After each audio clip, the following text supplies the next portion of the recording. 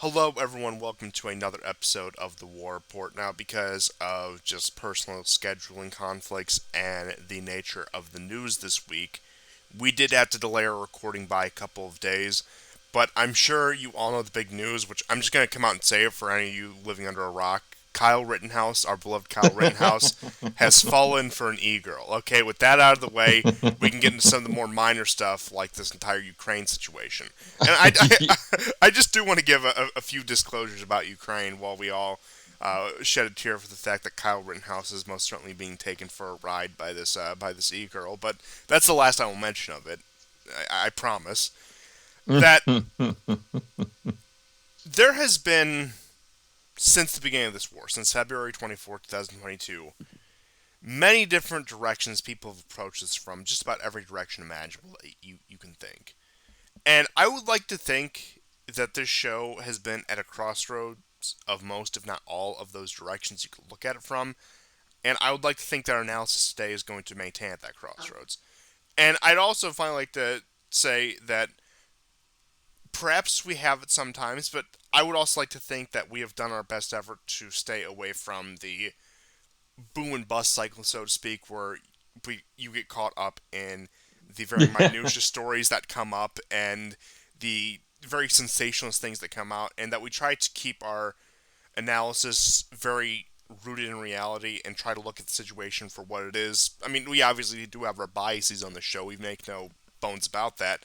But I like to think that we do look at the situation as what's actually happening. And that will also lead me into, for this minutia minute, because a lot has happened on the battlefield, we're going to address 4 points: what happened, why it happens, why it matters, and what we can look forward to. I have my answers to that. GSP has his answers to that.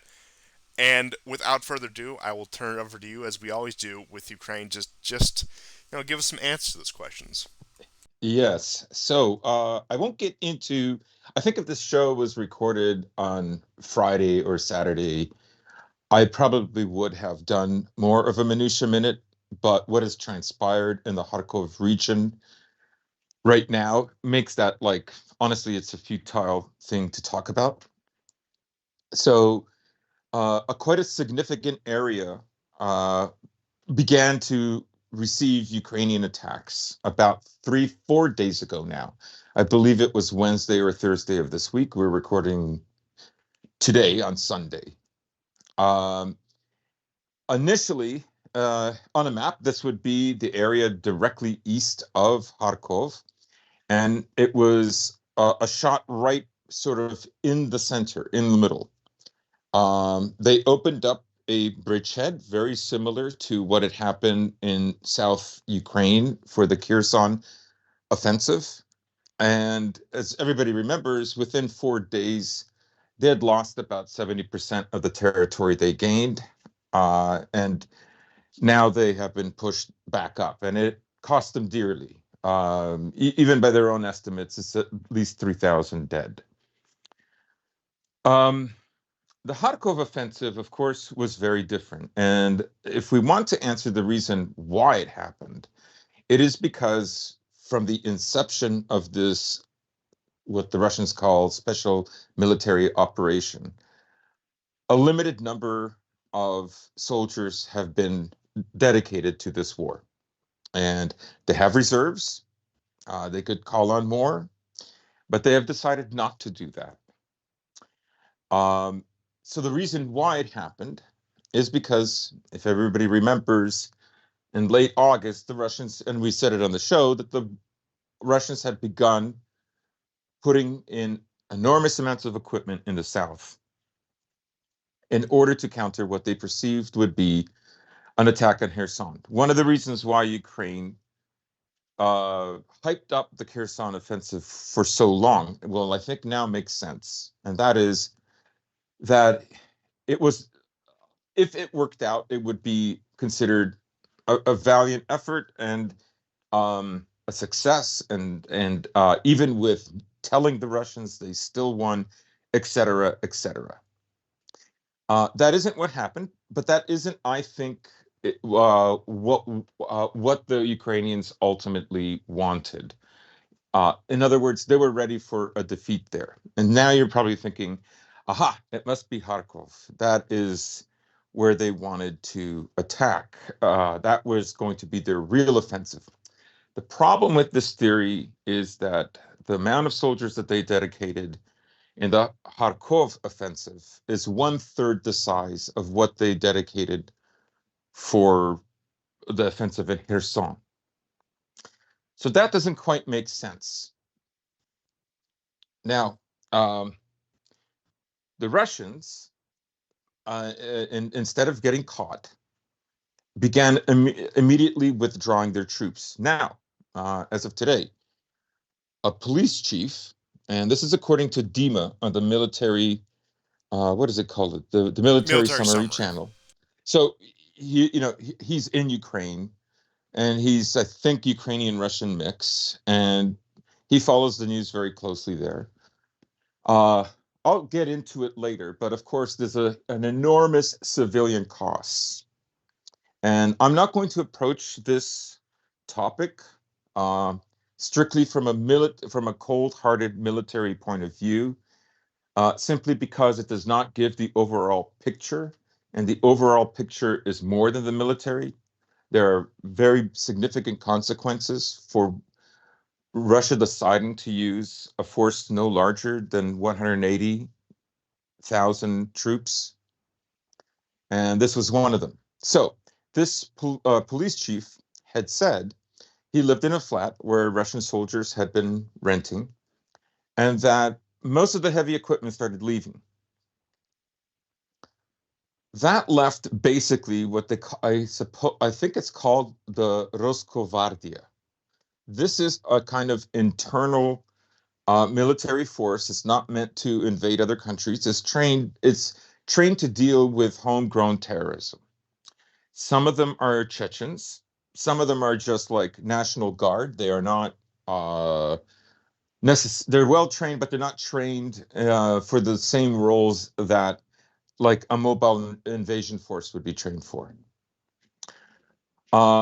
It's estimated that there were less than 9,000 by the time of like the second day of the attack. And now, very few of the villages, including like Balakleya, which was the sort of first place that we saw, surrounded, and the Russians managed to get out. And of course, the cost is all those civilians who are now abandoned are going to go through a filtration process. They will be killed. Uh, if you guys recall, back in June, might have been early July, Russians had conquered an area on the Izium front, and they found the bodies of at least 8 women and 3 or 4 children. There were rumors that they were raped. Um, and well, we know what happened. It is what has been happening in Donbass since 2014, or any other area that might have had pro-Russian sentiments, like Severodonetsk, Lysychansk, or like Slavyansk, or like Kharkov, which has had a huge exodus of people leaving. So, nonetheless, it's estimated about 30,000 troops were moved out of that area. Then the Ukrainians spread very quickly, going north and south until they reached the Oskal River. Now, they have not been able to cross the Oskal River so far. There have not been any successful attacks. They have tried attacks from the south into Krasny Liman, or as the Ukrainians just call it, Liman. They have been thwarted there in their attempts to cross the Seversky Donetsk River. So to return to my first point, what was the point of all these counteroffensives? There are more than just one point, but I said that Kharkov um, was not really supposed to be the attack that Ukraine wanted. And so why did the Russians remove the troops? It's in order to preserve them. Why? Because they refuse to mobilize. I think early on in the war, mobilization was probably out of the question because politically, I don't think Putin felt confident that he could prepare the Russian public for more mobilization. Whether he really could have or not is a separate question. I don't think he thought that. Um, and he wants life in Russia, particularly in St. Petersburg and Moscow, to feel like there's no war going on at all. That's intentional. There were also the diplomatic concerns. We discussed this in the show last week, where more and more countries are saying that the war is, yeah, it's bloody, but it's not more bloody than Iraq. It's not more destructive than Iraq. Sorry, Uncle Sam, we're not going to take your side, et cetera, et Yes, cetera. many of the countries that have refused to go on with the sanctions package, one may think of in India. Although I would say India at this point is a bit more solidly pro-Russian, but there's plenty of Oh, countries yes, that are on the fence that could very easily either be strong-armed or persuaded in more legitimate ways to abandon Russia. right. And there have been all kinds of economic successes for the Russians. Bloomberg just published uh, yesterday a report saying that Russian exports are 3 times what they were last year. So the economy is fine. There are problems, but the economy is fine. The intended purpose of the sanctions, all 11,000 since 2014, have not worked. So my argument has been that you have to look at the human nature side of this. And for this, I was nearly banned on 4 different chats on Telegram, including one where the guy literally said to me in Serbian, I could ban you right now, but I won't. Pull yourself to pull yourself together. Zabeta, she said. A little bit of ethnic nepotism bailing you out and stopping you from being fully Yeah, banned, I suppose. But yeah, yeah, you were telling me that the Telegram sphere, which I am somewhat plugged into, you being banned from Twitter, are much more plugged into. yeah. They have been It's been they've been in a very Go ahead. strange mood lately when it comes to. I don't want to exactly call it cope, but It's they. cope.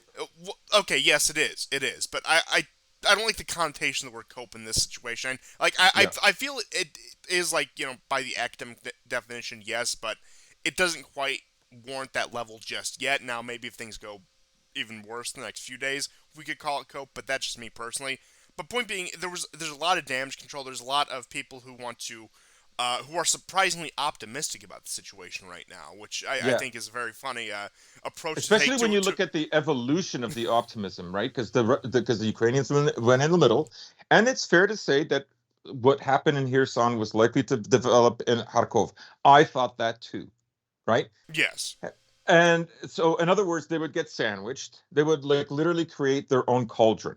Now, the losses in Kharkov are extremely high.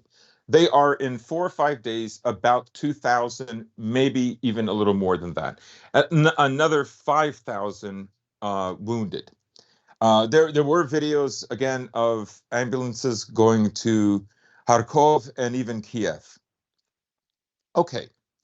Uh, like my gripe with them was like you look at this video of them leaving Kharkov. There are literally people in Kharkov, the city, and they're leaving. They're terrified because of what's going to happen.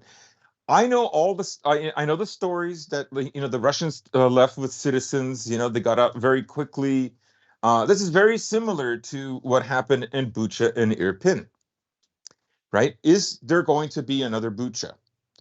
In other words, the Ukrainians will go in 2, 3 days after the last Russian left, and they'll start killing anybody who they say was a traitor and a collaborator. And they'll say, well, look what the Russians did. And they know the West will play along. In the same way that the IAEA still doesn't know who is shelling the nuclear power plant. So my gripe was somewhere along the way, I think the Russians should have increased the amount of military. Somewhere along the way, I think they should have done that. Now, I can't get into their head. I don't, I'm not on the field. I don't know what their end goal is. I don't know what the big picture let is alone that the they political want. considerations back in the Kremlin and because at this point I'll outright say it. I'm not going to take anything away from Putin for what he's done for his country for the past 20 years. I do think he has been. Yeah. Uh, you compared the wins to the losses on all fronts. He's been a vast net positive for Russia, at least in my opinion. And I think, I mean, even a lot of anti-Putin Russians will agree with that. They'll just say it's time to move on. But I do think, given the political considerations of the war, which of course I only have a fraction of the knowledge that somebody in the Kremlin would, that it may be pointing towards that direction that Putin has served his purpose, and it may be time for him to hand over the reins. But I'll get more Yeah. into that later. But So there's all the different considerations as you were saying, and as you were saying, please do continue. yeah, so then if Kharkov wasn't it, because again, the Ukrainians only sent in about 9,000 soldiers. They're going against an even fewer number of soldiers because what was left there are these National Guard units and volunteers from the Lugansk People's Republic. There were virtually no regular Russian troops. This is why you had in towns like Kupiansk and Balakleya, you had the police department fighting on the streets with guns, right? Because the Russians had already begun an evacuation process, and according to this one police chief, I don't know, he's he's in big trouble. I saw the videos where he got caught. Another tragic story is 83 teachers from around this region went to Russia during the summer to brush up on their Russian and to return to the Kharkov region on September the 1st for school. Well, they're all caught now. And you can guess what's going to happen to them. And since you brought up that point with Russia trying to integrate these teachers into, of course, helping them with the language, the actual material, I can imagine that was also helping them live up to Russian standards because Yeah, a lot of these republics either had or were going to have referendums on their status within the Russian right. Federation or their status to leave Ukraine or however the particular referendum would have been written, and a lot of that has just gone down the toilet. Now, as you were saying, if this show would have been recorded Thursday, Friday, or even yesterday, my take at least, I imagine your take would be much less optimistic for the Russian outlook. Now, we Yeah, have gotten some developments today, starting to see what the Russian yeah, response we will looks get like. to that, and that's what's modified our opinion. Yeah, yes, and I will say overall something I have been thinking about these past couple days is a lot of people, especially a lot of people on the Russian side who are much more pessimistic, as does tend to happen with the Slavic peoples, as I'm sure you are well aware. I And was one of them. yes, and I nearly got banned by Russians for being more pessimistic than them. the Balkans, folks, how do they do it? How do they do it? And then you had, of course, the normal class of people in the West, whether that be the Ukraine flag, make sure Yeah, you get yeah, the injection, like sort of like liberal people, or the we're going to relive 1941, sort of right wingers. I'm sure you all know what I'm referencing there. yeah, yeah, They were very excited. They said this is the end. Now, is the yeah, yeah. They hell? think. It's like some of them were prophesizing the collapse of Russia on both sides. Now, Oh yeah, yeah. what Ben Hodge, the retired U.S. general, literally said we have to decolonize Russia now. Yeah, they've been saying that for like since the beginning of the war, and like the cries only intensified for that. Now, while Don't you love Russia, though? I hate to interrupt. Don't you love people say, "Why doesn't Russia reconcile with America?" Like America literally thinks you should be broken up into six countries, and you think Russia should reconcile with them. yeah, Like, and you know, again, like, what are you talking about? there is a 40-year stretch from the now recently deceased Gorbachev up until about 2014 with Putin, where there are several Russian efforts to actually make that happen, yet are rejected by the West almost every time. So, Mhm. like, it's absurd. Like, our relations with Russia, just speaking as Americans, should not look like this, but they do, and we all know why. But when it comes to the situation, again, there was a lot of the doomsaying, as it were. While the war has gone to Ukraine in terms of initiative, Russia did get pushed back, and again, that's because they didn't dedicate the proper resources to this. They didn't go beyond the, I guess, what you'd call expeditionary force, for lack of a better term, that they had sent in originally. They didn't secure the holdings that they had. And Yeah, while it was embarrassing for them, if they do, and it does look like they're trying to do this, if they do have a serious course correction, they can still pull this off. But even if they do pull off a course correction, that will be a blemish, that will be an embarrassment, that will be a blunder people point to decades from now. Yeah, Similar to a lot of American mistakes in Iraq and Afghanistan. Well, again, I'm one who talks like constantly talks about the decline of the American military. I'm not going to pretend like it still isn't a superpower. But point being is, whenever you have that conversations from the American perspective, you always point to these blunders in Iraq, Afghanistan, wherever. This is going to be like that for Russia. yeah. See, the thing about the normie opinion and why it's so valuable is it's the most malleable, it's the most self-assured, and it's the most personal. And there's no amount of talking to them that will tell you that they'll realize what the finer points are. All they care are about like the basic facts, and that's it. They'll move on. Um,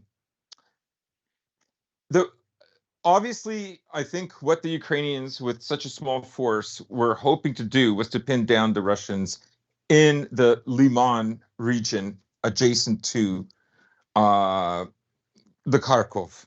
Okay, and the Russians simply pulled back. They wouldn't allow them to get pinned down. That would mean that there is somewhere else on the front line where the Ukrainians are gathering forces. Now, there is a town in west central Donbass. It's on their railroad system. It's like directly like between Donetsk and Zaporozhye. Okay, it's like in the middle. I want to say Petrovsk, but I could be wrong, so I don't want to say it. Anyhow, it's it's like south of Kramatorsk.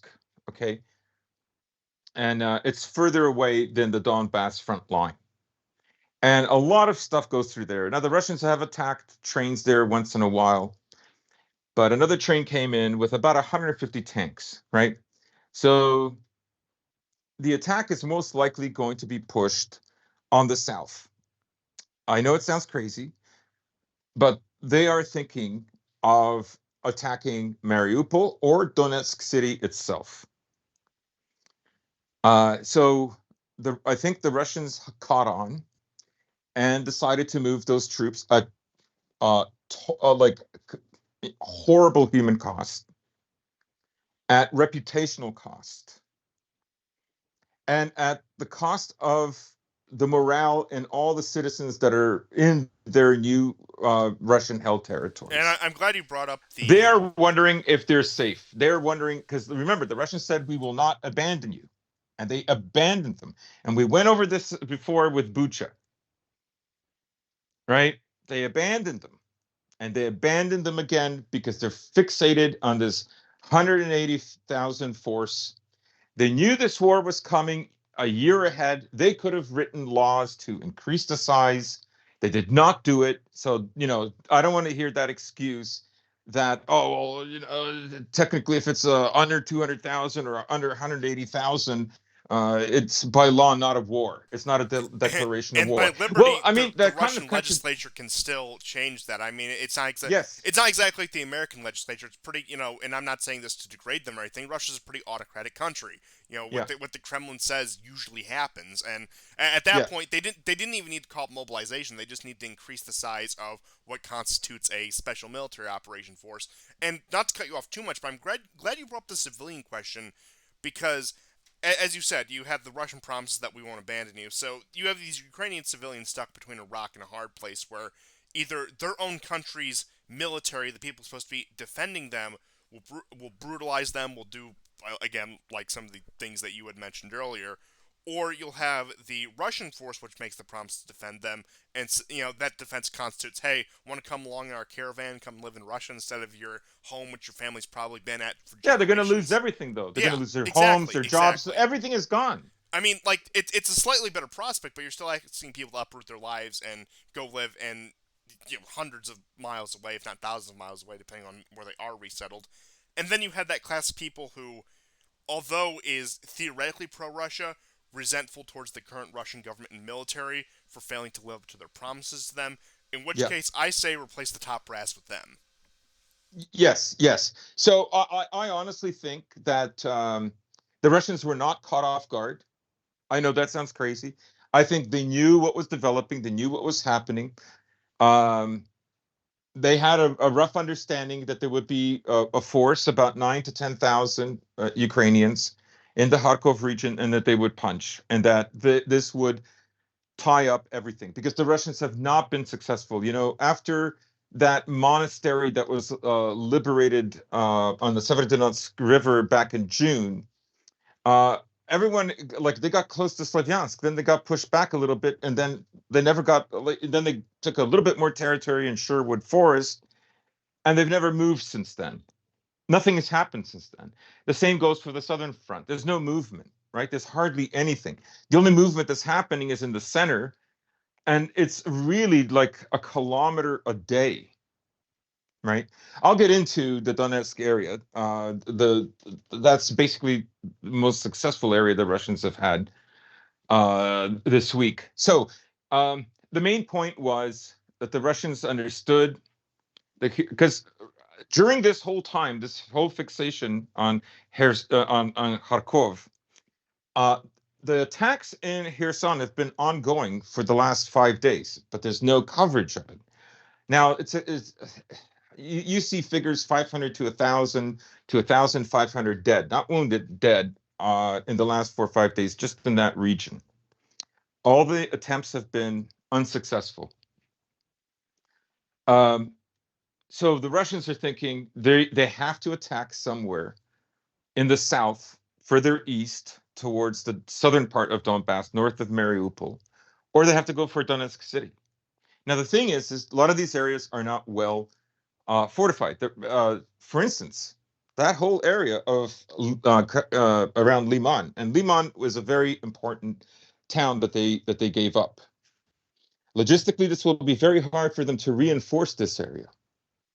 Okay, they've left about of the 30,000 that they evacuated out of that, because of course today the news that we got was, there was this whole stretch like a crescent over Kharkov city. I have not yet begun speaking about that yet, but today that entire area has been evacuated. Everything. All I was talking about is an area further away from Kharkov on the east side in the Liman direction and the Severodonetsk River. Okay, that's a different area. So these two areas combined is about 30,000. 10,000 of those will stay in the Liman area to defend along the Oskol River. So far, they've been okay. The front line, the last 24 hours, has stabilized. It's serious, but it's not critical. Now I'm thinking that they are trying to get all those reserves that were in that area down into the south. They will probably fortify Donetsk, and they will fortify some area in the south. As crazy as Mariupol going after Mariupol sounds, it would be optically an enormous success. Remember, the Ukrainians are on a high. If you watch the videos, they are incredibly pumped up. The fact that they lost in 11 days 5,500 dead, killed in action, right? At least we're not talking about the wounded, right? That's an enormous loss. They are motivated, and that's And another I aspect know of I've this harped on war. about the conscription crisis over the past several weeks here, past several months, as a matter of fact, but it takes something like this for people's goldfish brains to forget about those kind of things and Yeah, get behind the war effort, because most people who, again, your average person, I'm not even saying they're necessarily dumb or anything, but they have a very short attention span, a very short memory, and when things are starting to look their way, they'll jump on a bandwagon, which this appears to be the case. So yes. If you look at if you the point in time where they kind of completely lost it was when Azov surrendered in Mariupol. When they saw them walking out, they saw that they were not going to fight to the last man, and 2,450 guys surrendered. I think that was the beginning of it. Then, when we saw further advances and we saw that Severodonetsk fell, and it fell much more quickly than Mariupol, then Lysychansk fell with less damage. Uh, Rubezhnoye, like when these areas fell, I would say from somewhere about August 1st to like April 2nd is when they were really asking themselves, what are we going to do? Right now, during this whole time, they're training about 5 brigades spread out all throughout Europe and the UK, and that's what they're throwing in. Now they only have 3, maybe 4 weeks of training instead of the typical 2 months. But they need the meat shields, right? There's a lot of videos of the attack in the Liman direction, and actually it was a bunch of Yankee mercenaries that led some of these charges. That's unusual because usually what they did, especially in Kherson, is they let like the conscripts go, they get wasted, but the more experienced specialty groups belonging to the Georgian Brigade, Azov, Pravi Sector, any of the Marines or airborne. Airborne is a high distinction, right, in the Army. They're usually very well trained, far more than 2 months of training, right? So then those guys would go in, right? So um, we saw that, but peculiarity enough in Liman, there were several mercs involved. Um, so now the question is, uh, what happens next? I think, based on the reports, I'm confident in this because around Ugledar, which if you look at the front lines, is the corner where the southern front meets the eastern front that goes up to Donetsk and the Donbass. There's a town called Ugledar that the Russians have kind of flanked. They haven't taken it over, but it's a place that is absolutely on the front line with very little gray area between the two sides. That area right now is being demined, right? And it's the Ukrainians who are demining it, which means that they are going to go on an attack, right? Every area that the Ukrainians go into, they set up ditches and mines right away.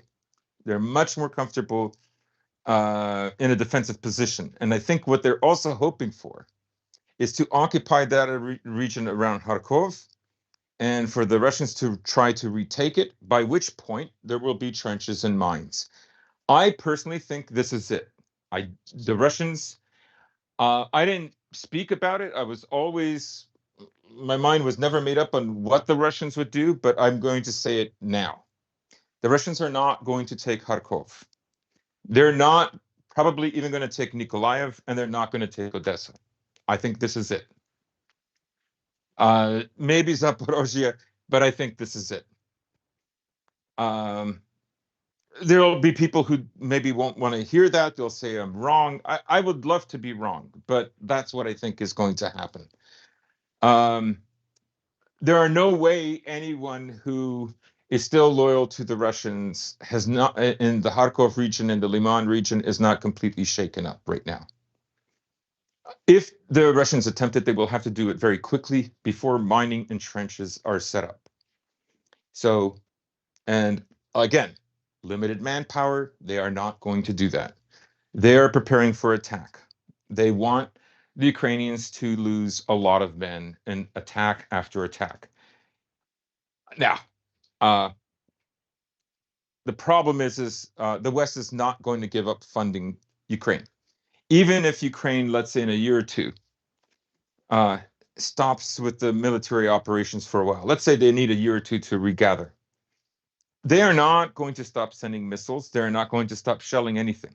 That is going to go on indefinitely, right? And the whole point of that was to ruin the confidence of anybody who's in those areas. They are saying the Russians can't protect you. They can't do it, so give up.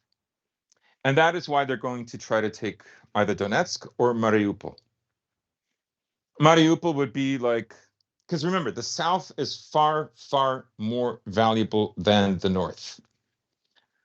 There's nothing below the south. It's the Black Sea. North of Kharkov is just Russia that expands for hundreds of thousands of miles. The south is more important. Russia now controls much more coastline, and it controls all of the Azov Sea. So strategically, this is very important to them. Um, they made their bed. They decided at 180,000. This is what you get for having 180,000. What can I say? Um, but that's now the wouldn't you bring up what has been happening? Like literally just started about 2 hours ago. So, in response to this, and I will just preface this with, had we done the show just a couple days ago, I would have been saying that Russia could only recover from this by increasing the size of troops that they're allowed to deploy, implementing some degree of mobilization, or heavy air power and raining down fire from the sky, so to speak. Well, it looks like they went for option number three because there have been a barrage of missile strikes just over the past several hours, just starting as of today, on several infrastructure points throughout most of the country, throughout most of Ukraine. Only the far western fringes have really been spared from this. They have been hitting power plants, water plants, whatever. And it does signal that this is going to be the way that they're going to escalate the war. Now, although they prepare for these things, especially they've had months to prepare because Russia's been holding back on that front. So they will likely be able to get these back online relatively quickly. But they can only do that so many times. And more than that, it signals the direction in which this war is going to take. Russia has been fighting what has effectively been something of a slower war. We talked about that, a war of attrition. Well, that doesn't work when your enemy has a seemingly Larger number endless, of fighters. large number of fighters with a seemingly endless uh, foreign backers pouring money into it. And you have to keep in mind, over these course of Ukrainian victories, you have Zelensky giving a keynote speech at some arms manufacturer convention, on top of Ukrainians, and I believe actually Zelensky was at that meeting too, meeting with various delegates from NATO countries in order to try Yeah, to. you know what? I'm sorry to Yeah, go, interject, go ahead, go but ahead. optically, the way this week has gone for Ukraine is tremendous. Not one successful offensive since 2014 and 15. And then they have this tremendously successful offensive right when Blinken is in Kiev, a day after they're meeting with Raytheon and all these other suppliers, while Putin is in Vladivostok hosting the Chinese, the Indonesians, and whomever else at a military games event. He even took some of the troops that were in Ukraine to participate. Like it's magnitudes of optical stupidity. Yeah, Uh, it doesn't make any uh, sense. And I will it's say this much it's about. just like the Olympics in 2014. Like the Olympics start. It's all this regalia. I mean, I understand, right? You have to look like you're strong, but meanwhile, like the country like below you who's going to turn into a NATO, proxy army against you, just had a coup. Yeah, and I will say this much. Well, again, I gave credit where credit was due to Putin. He does every once in a while have these sort of optical blunders, and I do think they're getting worse with age. In which case, like I said, I'm not going to turn rabidly like, oh, Putler's terrible. He's never done anything good. But I do think that his time, if things, depending on how this war turn out, maybe he may have to bow out gracefully or be remembered as the man who squandered it all. But I'll get more into that at a later point. Maybe not even at this episode, but just with those comments out of the way. Yes, you were right. It was a very tremendous PR victory for Ukraine that we had not seen through the media, through everything behind them in the last weeks of February, first weeks of March, when they were really dedicated on trying to paint the situation in a very pro-Ukrainian light. And it's returned to that. You had Hillary Clinton out there on some talk show, whatever, saying, "Oh, we need to give more support to Ukraine while they've scored these key victories." Blah blah blah blah blah. The kind of things that you'd expect. But it does look like that the Russian command is taking this war a bit more seriously now. They're viewing this as more of an actual third generation war than, say, the war of attrition, or I guess say quasi counterinsurgency that they were fighting before, viewing it as more of a war of reunification within an internal territory, and viewing this more as an outright war.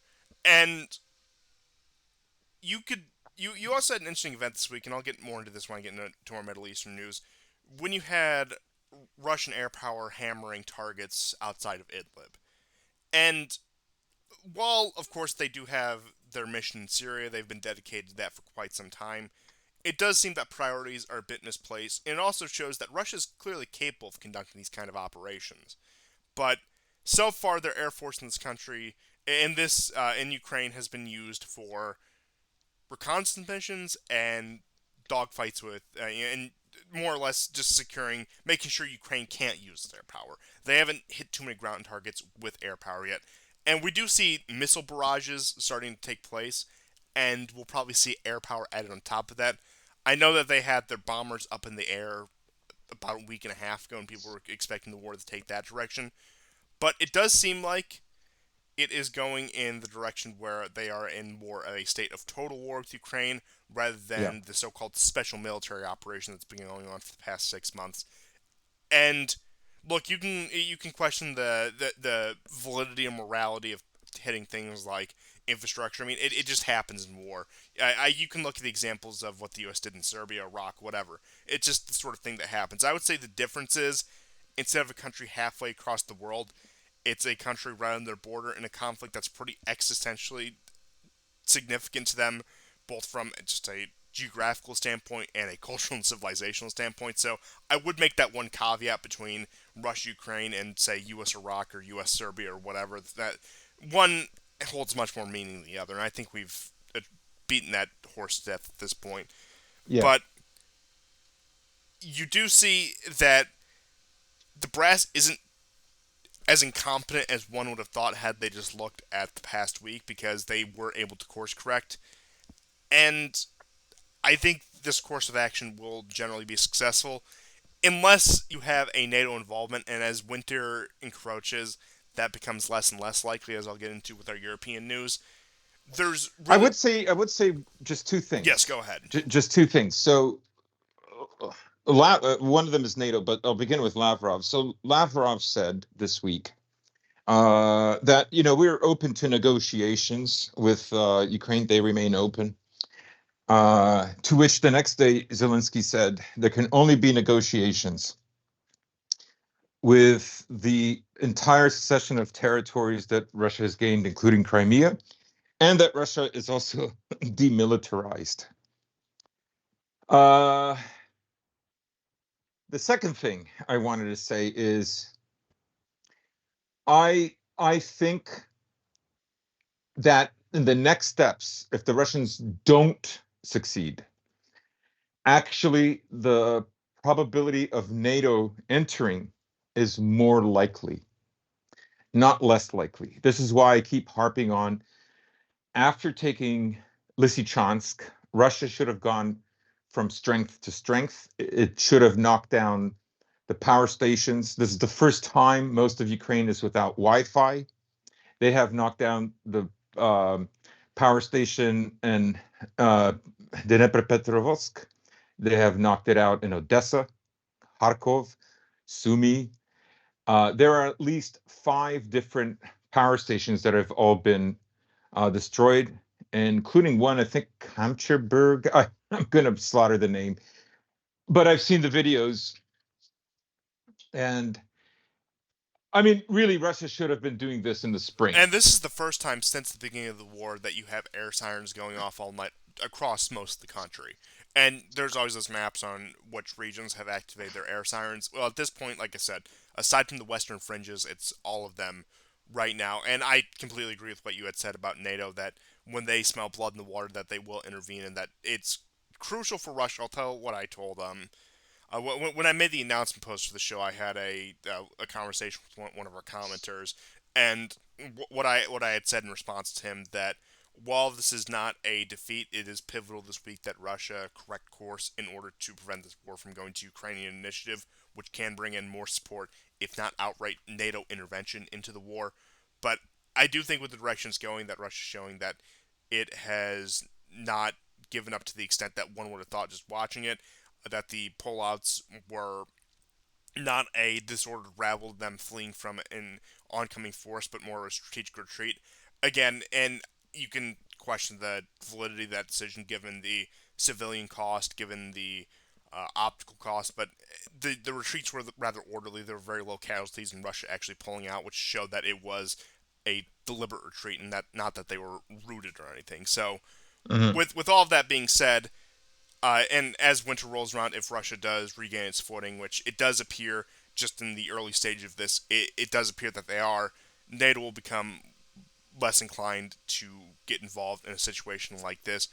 And as you have said, this should have happened far before now. This should have been happening probably July at the latest had they want to Yeah. maintain the initiative in the war.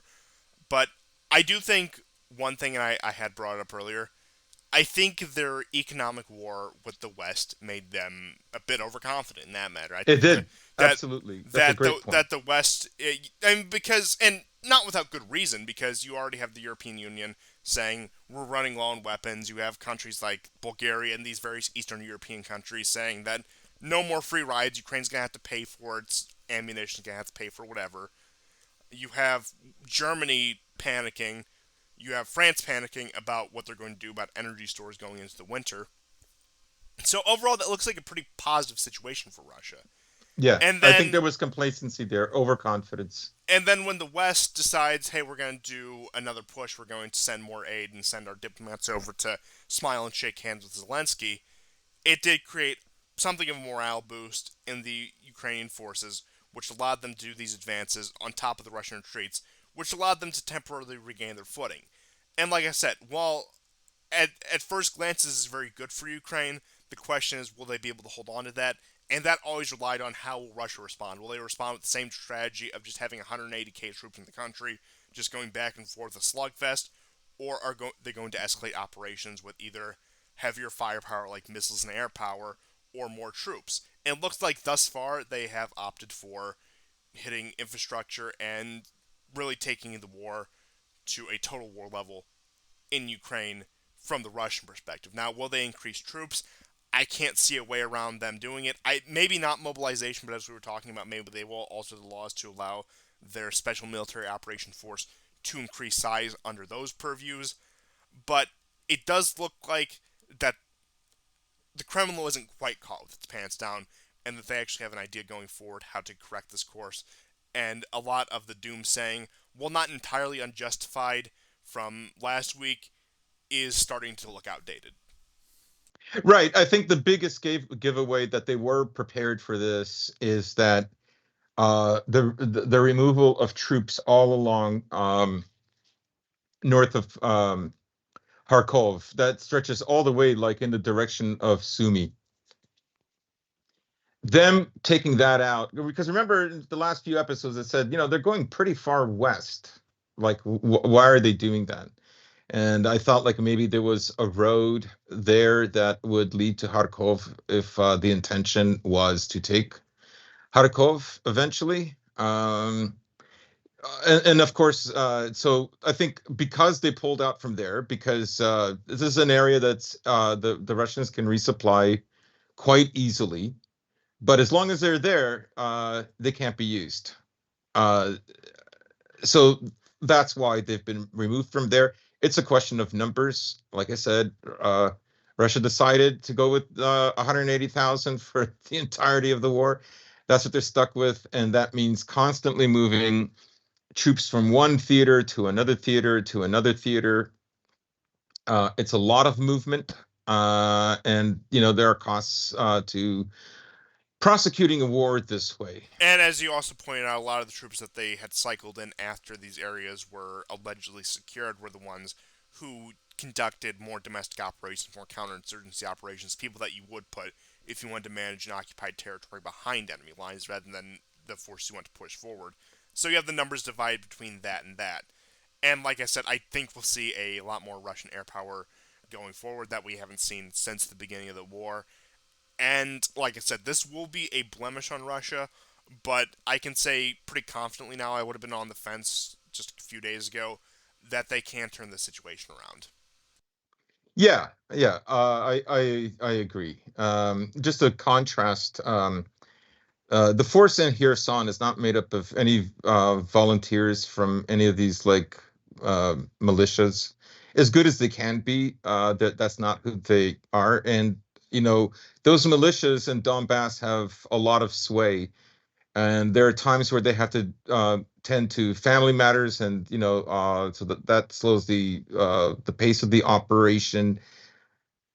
Um, it is a kind of command the mess on the part of the Russians.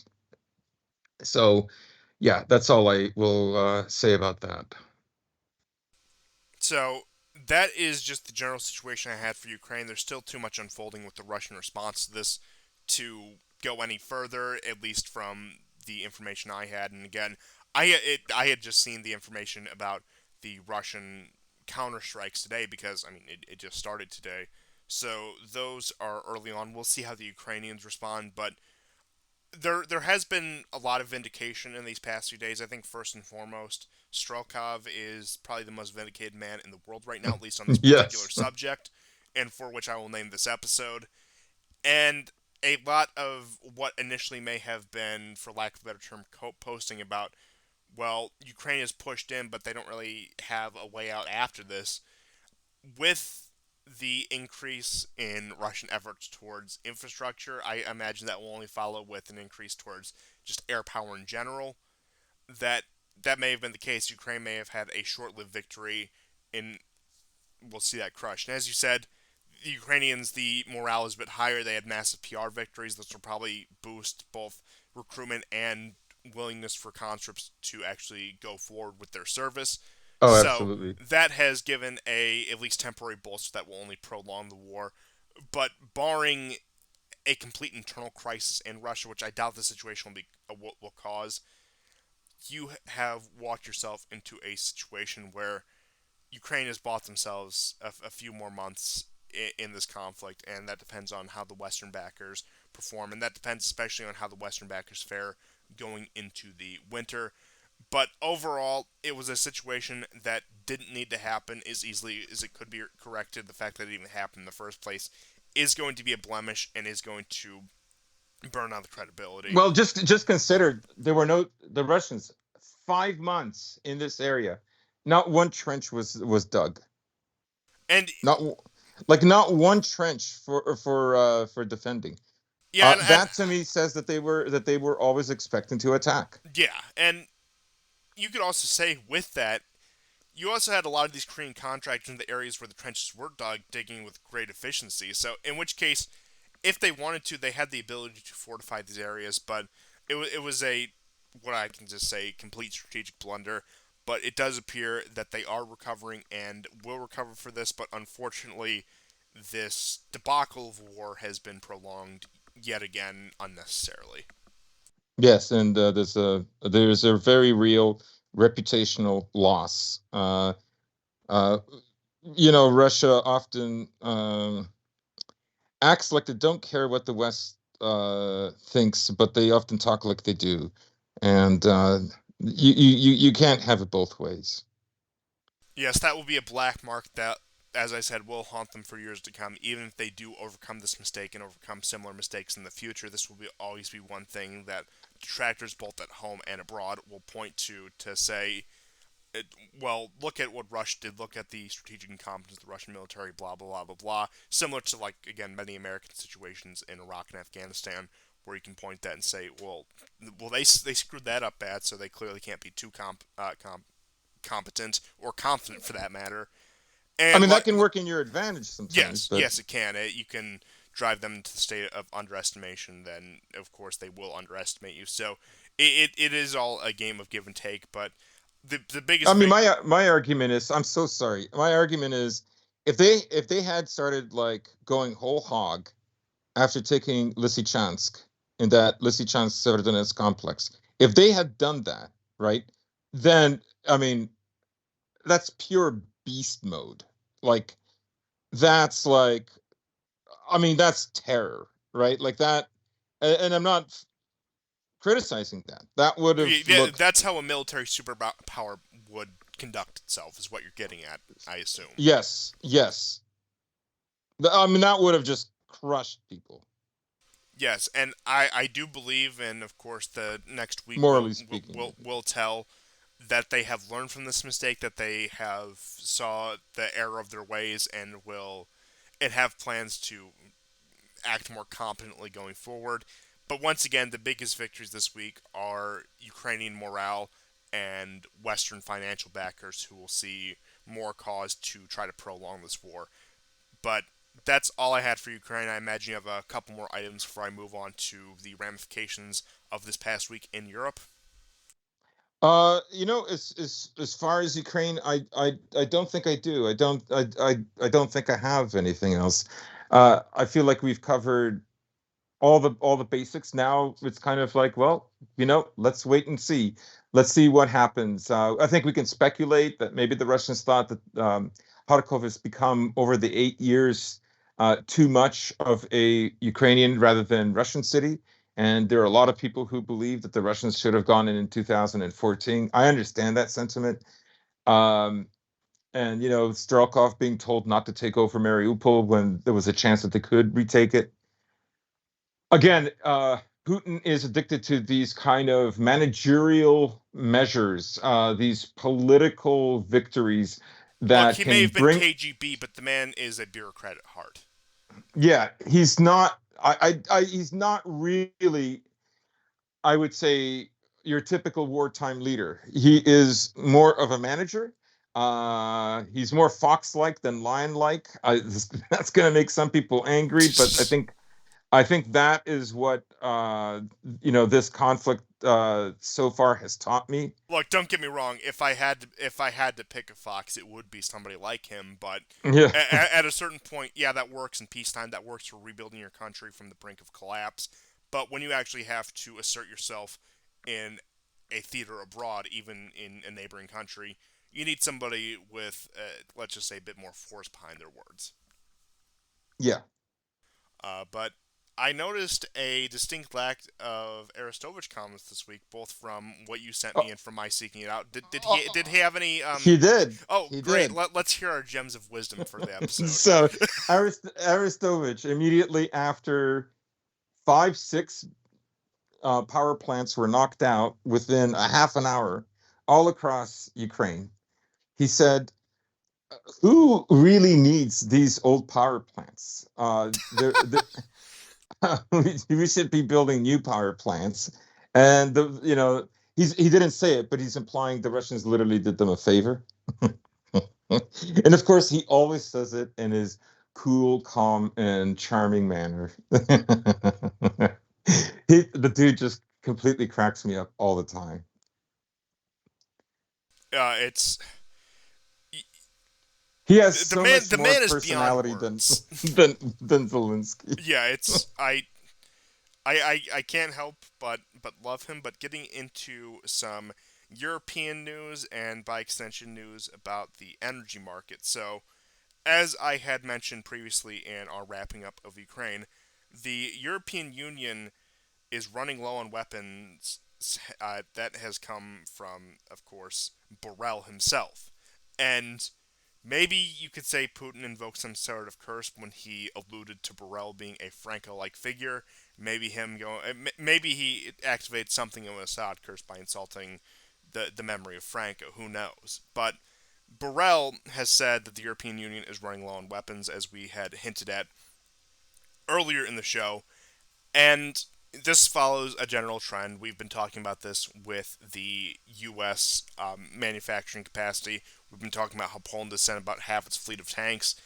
And one last thing I will say to round out Ukraine is, as Ukraine was able to break through with highly mobilized units such as tanks and armored personnel carriers, this will encourage the West to send them more, in which case Russia will have to respond in kind on how to actually counter these things rather than fight this slow attritional war. That's the last thing I'll say about Ukraine on the ground.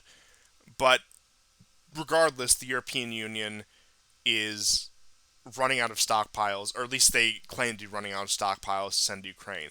Now, perhaps they are over exaggerating the situation because they want to see more of a settlement, or they are not anticipating, or should I say, not looking forward to what winter has in store for them, so they're trying to bring a degree of de escalation by not funneling more arms and money into the conflict. That does seem to be the attitude of many in Europe right now, even begrudgingly so, because as as we had been talking about for the past several weeks, I also do have news that the blackouts have now extended to Moldova as the grids were somewhat integrated between the countries. So that has spilled over into yet another third country when it comes to these sort of conflicts. And you've had protests across Europe this week, everywhere from Italy to the Czech Republic to Germany, about high energy prices and energy shortages. And it's been more business as usual. And the Great European Union response, coming particularly from Macron, from the French government, is that they need a price cap on Russian energy so that people can get it without giving Putin too much money. And of course, that is a recipe for disaster. Now, I'm beyond my libertarian days, but when you start to impose a lot of these very hard artificial caps on the market, things generally do not go well. And it is not a pragmatic policy. They're not doing this because they think it will actually benefit. They're doing this once again to try to get a leg up on Russia that simply won't work. We talked earlier about their economy, how their exports are up about 30%.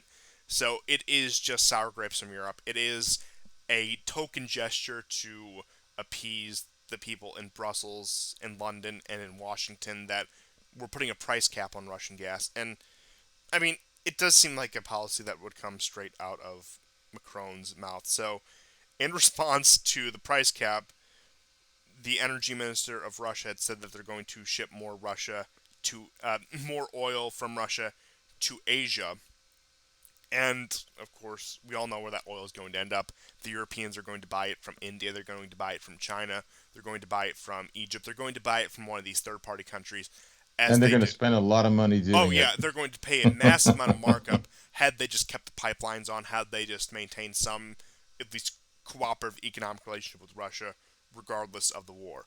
And as a result of that fallout, France's aluminum company Dunkerque, excuse me, not Dunkirk, not the beach. We're not talking about World War II, at least for the time being. It has to reduce its production by 20% due to the cost increase of electricity. So things are becoming once again more and more painful for Europe. You already have them on the verge of another banking crisis as a result of inflation, as a result of a lot of these price increases. And while there was some sort of damage control trying to say, well, Germany's only at 80% capacity for what they expect for the winter, some people are trying to say, well, no, that's actually not that bad. Still 80%, they can still do whatever. I mean, that's, again, we just saw the news out of France that means shutting down key industry. That means blackouts in some part of the country. And even decreasing your energy consumption or energy production by a few percent, I should say, is still a drastic change. That affects hundreds of thousands, if not millions of people in any given country, especially these larger Western European countries like Germany, like France, like the UK, even to a lesser extent some of the smaller, quote unquote, at least smaller economy Western European countries, like the PIGS countries, Portugal, Italy, Spain, and Greece. And I mean, they're already still in an economic chaotic situation from 2008, and the banks in Europe are not confident. They are, as much as I know about the just banking process in general, which I'll fully admit is not that much. They are panicking. And do you know what their response to this is going to be? Do you know what phrase that they have invoked? I'll give you all a moment to guess, and I'll give you a moment to guess what the EU has said should be the response to this. Yeah, go ahead. Go ahead. I don't. I have no idea, honestly. We need to flatten the curve on energy Oh yes. consumption for peak hours. And this comes from the Ursula von van der Leyen. Well, I hope I did butcher the pronunciation of her name because she simply doesn't deserve that level of respect.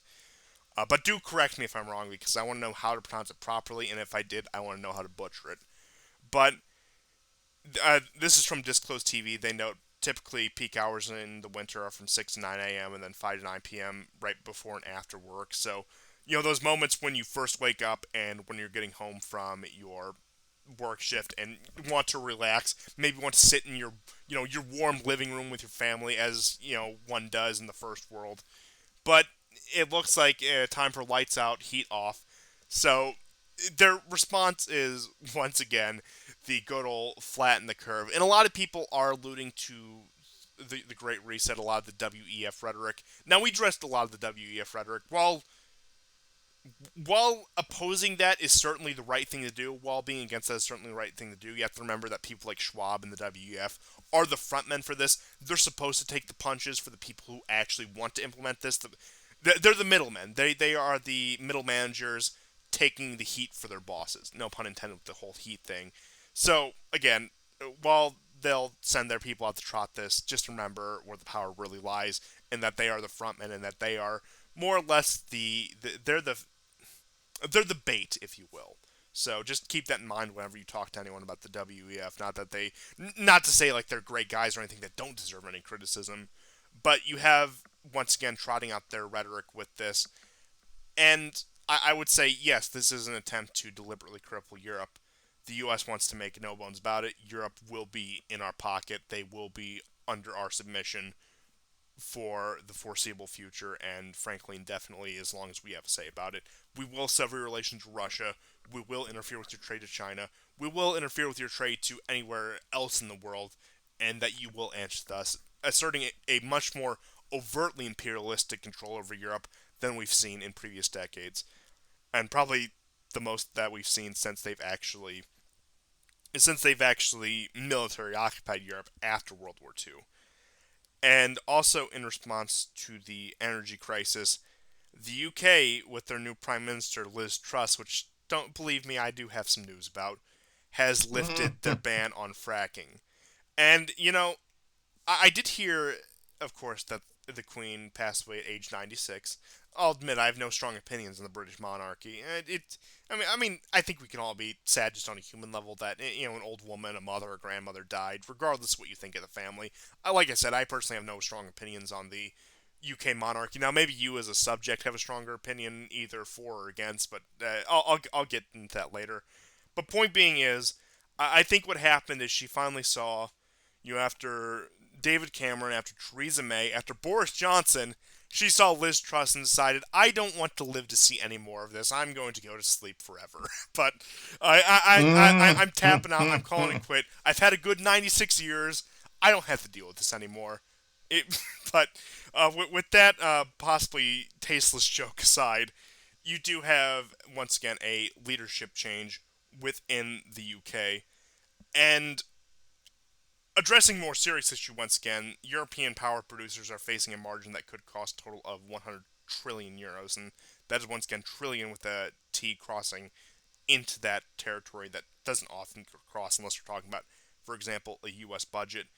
The British pound has fallen to the lowest level against the U.S. dollar since 1985, is also worth noting, and the French have been expelled from Mali. Now, they've had their mercenary forces in Mali for a while. You've also had Wagner boys in Mali for a while, so it does seem to be a bit of a changing of the guard with that. And Mali is in access to energy resources, particularly oil, and France has been one of the more proactive countries in maintaining a hand in their former colonies, trying to extract whatever they can out of them, trying to maintain a relationship with them, whether that be a junior senior relationship or a more quote unquote equal relationship, as much that can even exist between two countries. So you have that avenue shut off, and of course that's shortly after the French had seized oil from Yemen. So Europe is getting into a situation where it is panicking.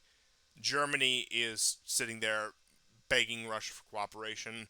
France, I guess you could say to their credit, regardless of Macron's dumb policies of, for example, hey, if we just put a cap on Russian gas prices, it'll all turn around, does seem to be trying to secure some sort of energy flow, the pragmatist that he is. But the situation, again, it's the same thing over and over in Europe every week, where they just continue down this path against all rationality, against all sanity, against all reason, of just trying to get one up over on Russia to appease Brussels, to appease Washington. I'm not saying that Western Europeans or even Eastern Europeans or Europeans in general and Russians would have a very warm and fraternal relationship if it wasn't for the American Empire, if it wasn't for the European Union. But I think we can all agree that the relationship would be much less needlessly adversarial, that it would go back to what we saw, for example, before the war. Maybe they're not on the best diplomatic terms with Russia, but that's no reason to stop economic cooperation and trade. The policy of Germany cutting off their pipeline to Russia was completely kneecapping itself, as one has expected. But it does seem like, if I had to give a term to all of the news I had just covered now, that a Morgenthau plan is being enacted upon all of Europe from Washington and, frankly, from its own leaders. Yeah, I mean, I saw this kind of wraps up the whole thing. So I saw a picture from the UK of celebrating the Queen on a McDonald's billboard, like an electronic billboard. uh, And I wrote something like, "Oof, when your colony colonizes you." I mean, but that, I don't know. Damn if that isn't symbolic, because you have this country that once ruled a quarter of the landmass of the world, even under the reign of this symbolic monarch starting in the 1950s. And then by the end of her life, they're commemorating her on a fast food chain's billboard from your former colony. If that doesn't speak volumes, I don't know what does. Regardless of what you think about the British, regardless of what you think about their monarchy, because I certainly have my opinions on both those things that I'll refrain from getting too much Well, into detail for now. But just returning to, once again, more serious European news, there was a minister in the Czech government that said the price ceiling should be removed from consideration from the EU Council. That this idea of putting a cap on Russian energy prices is simply incoherent. And you also have, on top of that, just to round out some of the energy news, India's oil and gas minister said that they're going to continue to buy energy from Russia, even in light of the recent developments in the conflict. And when asked by a CNBC correspondent, does he have a moral conflict because of the invasion of Ukraine, the oil and gas minister of India gives a very coherent reply that you'd never hear from any Western country. Well, I care more about the interests of my own country and its citizens than I do about a foreign conflict. So that is, once again, something you would never hear in the West. You hear that Myanmar has also agreed to the paying for rubles with oil, paying for oil with rubles. And just to round out our yeah, European and news. China agreed Oh this yeah, week. yeah. So you have, once again, the slow chipping away of the petrodollar. Its power and influence is waning day by day. And just to round out our European news, something else I think just encapsulates the situation altogether is 40 CEOs of European metal producers have wrote an open letter to Ursula von der Leyen, which, like I said, I hope I botched that pronunciation, and the European Commission, warning that there's an existential threat to the power surge. And once again, we discussed just a few moments ago, the French aluminum producers that were having struggles, but you've had the 40 largest metal producers in Europe. And keep in mind, although a lot of this production was outsourced to Asia from the United States, quite a bit of industry was also outsourced to Europe as well. So you have these metal plants in Europe that were titans of industry in a lot of countries like France and Germany that are at risk of being completely insolvent, at risk of going completely under because of this policy. And By the Erdogan, way, yeah, go ahead. Poland, we discussed Lithuania and some other countries last show that stopped their fertilizer production. Poland has also stopped. Wow, that it's not surprising, and I think this also encapsulates Europe. Before I get into some of the internal details with the UK, with the new prime minister, that the West should have thought about this crisis in advance, and Russia is not a country to be underestimated. Those words came from Erdogan's mouth. We do have some news about Turkey, but although the man does walk the tightrope, for the time being at least, he seems to be much more pro East, much more pro Russia than pro West, because I think he sees the direction in which things are going. And maybe if, by some stretch of the imagination, these recent Ukrainian offensives turn the tide of the war and Russia takes a major embarrassment, we'll probably see Erdogan behave the way he did in 2013 2014. A lot of the peace deals in Syria will probably be called off. I do have a little bit of news about Syria going forward. But I think Erdogan's a pretty good bellwether for the way things are going. And Hmm. if he is implementing more pro Russia rhetoric, I would say the situation with Russia is not as dire as it may look. I Yeah. think he's a very good bellwether for these sort of things, regardless of what you personally think of the man. Right. It's a question of where things go next, and we're not there yet. So I would say the idea that Russia losing in Ukraine will mean everyone will stop using the ruble and China will just give up. I think And that that's Russia will turn nonsense. back on the It's like pipelines saying, and well, okay, I guess it's time to get subjugated now. Like it's I mean, I think people underestimate how many countries desperately, desperately don't want to be part of the American system. yes, absolutely. And well, like you were saying, even if Russia does take an embarrassing defeat, which we discussed the situation in Ukraine very thoroughly as to why I don't think that will be the case, Russia isn't all of a sudden going to turn the pipelines back on side that energy No, cooperation with the no, West. no, I mean, no, so, no. and as I had said, I believe it was on Saturday when the situation looked much more dire. Even if the West has secured a victory in Ukraine, it was at the cost of most European economies. Right. One of the things that I know that they want is like the complete package, kind of like the way the optics war and the ground war coincided beautifully on Ukraine's side this week. And Putin looked like he had egg on his face. That is what they expect. Is this defeat is emotionally so wrenching for the Russians that Putin has to leave office. Him and that entire entourage are now disqualified, and uh, this is where they're wrong, but Russia will then immediately choose a liberal leader, and the liberal leader will promise to decolonize, and he will give gas and oil, or maybe it'll be a trans woman, but they will. I mean, going to levels that Boris Yeltsin wouldn't even have imagined. That man completely Right, sold out his he'll country. give it away for free. Well, not for free, but he'll go back to like the 90s, which will help the European economy recover. Russians will go back to life expectancy of 57 for men.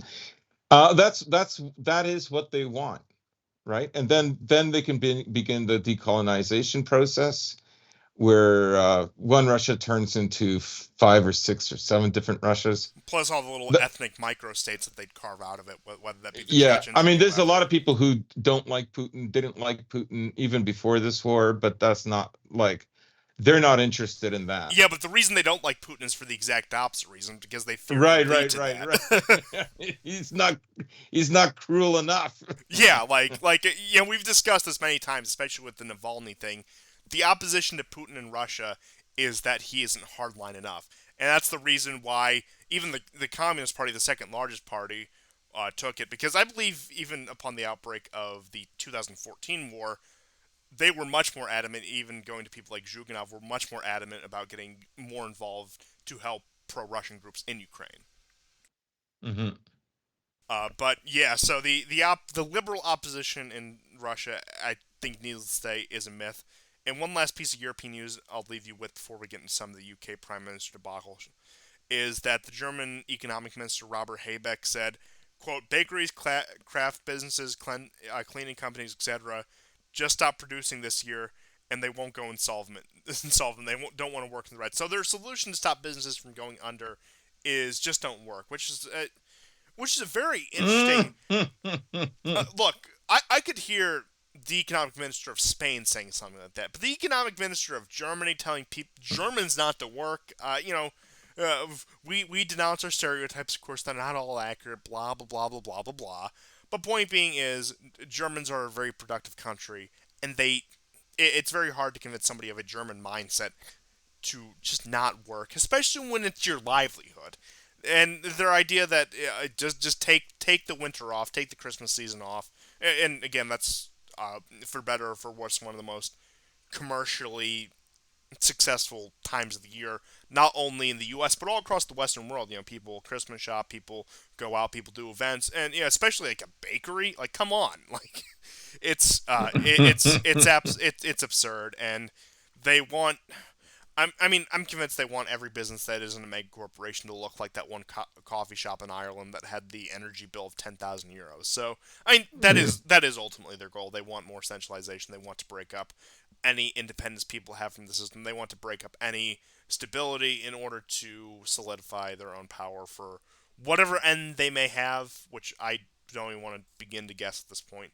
But with that being said, unless you have anything else about continental Europe, I'm going to move on just to a brief overview of what happened in the UK this week. Not now, but if it comes to me, I'll ask you to forgive me ahead of time and let me just say it. But maybe at the end of the show. But at the Well, moment, of no. course. It wouldn't be a war report without it, I don't think. So, Liz Truss is the new Prime Minister of the United Kingdom. Now, Boris Johnson announced his resignation. I believe that was all the way back in June, and he would remain in office as a one does in a parliamentary system until the party decides on his successor. They decided on Liz Truss. She was one of his ministers. I can't remember the exact office she's held, but she's been a mainstay in the past few conservative governments that have been in power for the better part of a decade, maybe a little over a decade. And the main thing I remember her for is, well, aside from being the only non-Indian one, but she was the one who had a lot of geographical blunders, particularly when it came to the crisis in Ukraine recently. Could not find Ukraine on a map, so this is the quality, and of course that has a correlation seemingly with being extremely hawkish on the foreign stage when it comes to not being able to know basic geography. So you have her in office, people speculate that she will be a much more aggressive prime minister than even Boris Johnson was, and Boris Johnson was known for his very adversarial attitude towards Russia from a foreign policy perspective. So you have Liz Truss in power, more of the same really, except that she might be more aggressive. And you did have that ban lifted on fracking, so maybe some UK energy woes will be temporarily resolved. Maybe the burden will be alleviated. But as insignificant as it may seem to real politics, of course, as I had mentioned earlier, the Queen died. And that may or may Hmm. not be related to her having to witness yet another prime minister assume office. How. I mean, it's getting to Italian levels how much they're cycling through prime ministers in the UK over the past 5 years. But there was a general unity among, let's just say, people who were of actual British stock, even from like Scotland and Northern Ireland. I know Northern Ireland has the large unionist movement, or one of the more conservative regions, but even like places like Scotland, which you saw the secessionist movement before, you see more of the Republican, and by that I mean not like U.S. Republican, but as in the U.K. should be Republic attitudes, where you saw the gatherings outside of the palace in the UK in London, and it was almost an entirely crowd of people who look like the ethnic stock of the British Isles, maybe not some of the more recent arrivals. So it does show that among actual, I suppose at this point, unfortunately, we have to call them heritage British, the monarchy still Hmm. is a rallying symbol. You look at the opinion polls; it's like a supermajority still support the constitutional monarchy, still view them as a source of national identity, for better or for worse. And you had a lot of people in the UK from those uh, let's just say more recent arrivals, whether those be from the subcontinent, from Africa, wherever, who may have had a much more negative opinion. A lot of it was American racial and ethnic politics transposed on the UK, as the cultural imperialism has a tendency to do. A lot of Yeah, people, Macron complained about that. Remember, Macron yeah, said, "Listen, woke politics are going to like divide this country," oh yeah, and and he called it an American import.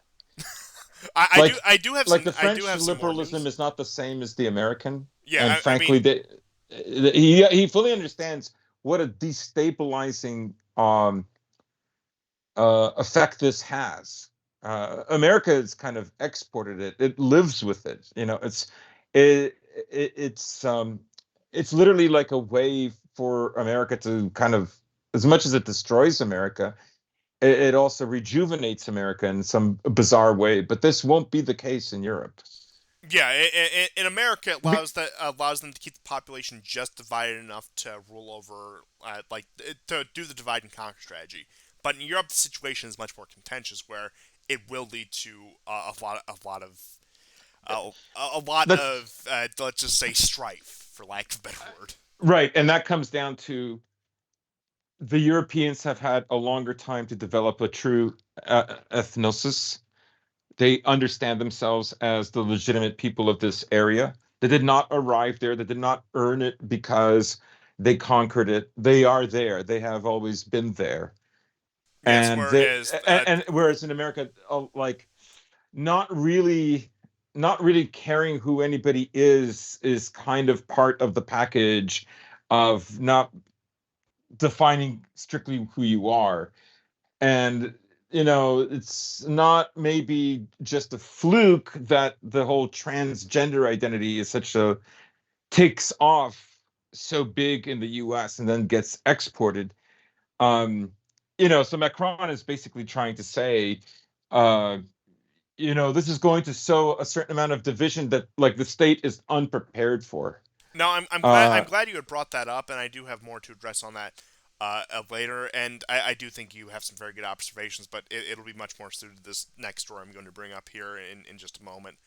But you had once again that outpouring of people who actually look British, mourning their queen. And like I said, have your opinions on the British monarchy, whatever. It is a staking point of identity, and some speculate as a less charismatic figure, such as I believe it's her son. I believe he chose the name Charles, which makes him Charles III. Which, for any of you who know just a little bit about maybe British royal history, the Charleses usually don't produce the best results, so not like he has any real power. But you had this notion on both sides of the Atlantic that this woman whose job was to attend state dinners and look nice for the cameras and go to balls was responsible for these a lot of the more unsavory things that happened with the late British Empire when it came to handing over administration to these local governments as opposed to the colonial governments. And it was somebody put it this way. I wish I remember who, so I could give them proper credit. It is just a point of ethnic animus. They view the Queen as something of an yeah. avatar for all European peoples, and whether they be in Europe proper or even North America. So we saw more of that. As you said, it's more of an American export, but it does show that as ridiculous as the concept I think constitutional monarchy is or symbolic monarchy is, that it still does hold a lot of sway with certain parts of the population. But I will speculate as time goes on, as the UK becomes more demographically what it is, the Republican movement there will begin to grow, and I do think that will have great ramifications for national identity. You already see the situation with Scotland. Scotland's always teetering on the fence of independence. You have the situation with Ireland that is still semi unresolved. So I do think that maybe it's a bit of an exaggeration, but time may tell how much of an exaggeration it will be. You could say that woman, just by being that ceremonial figure, who was the queen for the majority of the people's lives. Again, she'd been the queen since 1952, and only the very older generations remember remember as children not having her on the throne. So you could make the argument that this woman was very pivotal in national identity, and that the UK will see ramifications if her successors don't live up to sort of, I guess, for lack of a better word, personality cult, which I don't think they're capable of. Well, I mean, she's both the first truly figurehead monarch of Britain, and she's also because of the length of her reign, the first transitory uh, uh, figurehead monarch of the UK. And what I mean by this is, you know, eventually over the centuries, and particularly after Cromwell, the strength of the parliament overtook the strength of the king.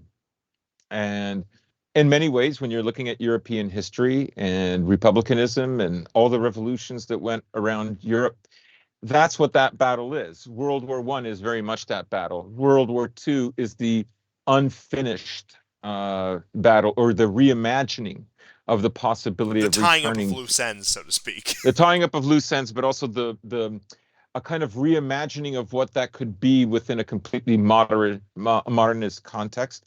None of that took off. All of that was snuffed in the cradle, as it were.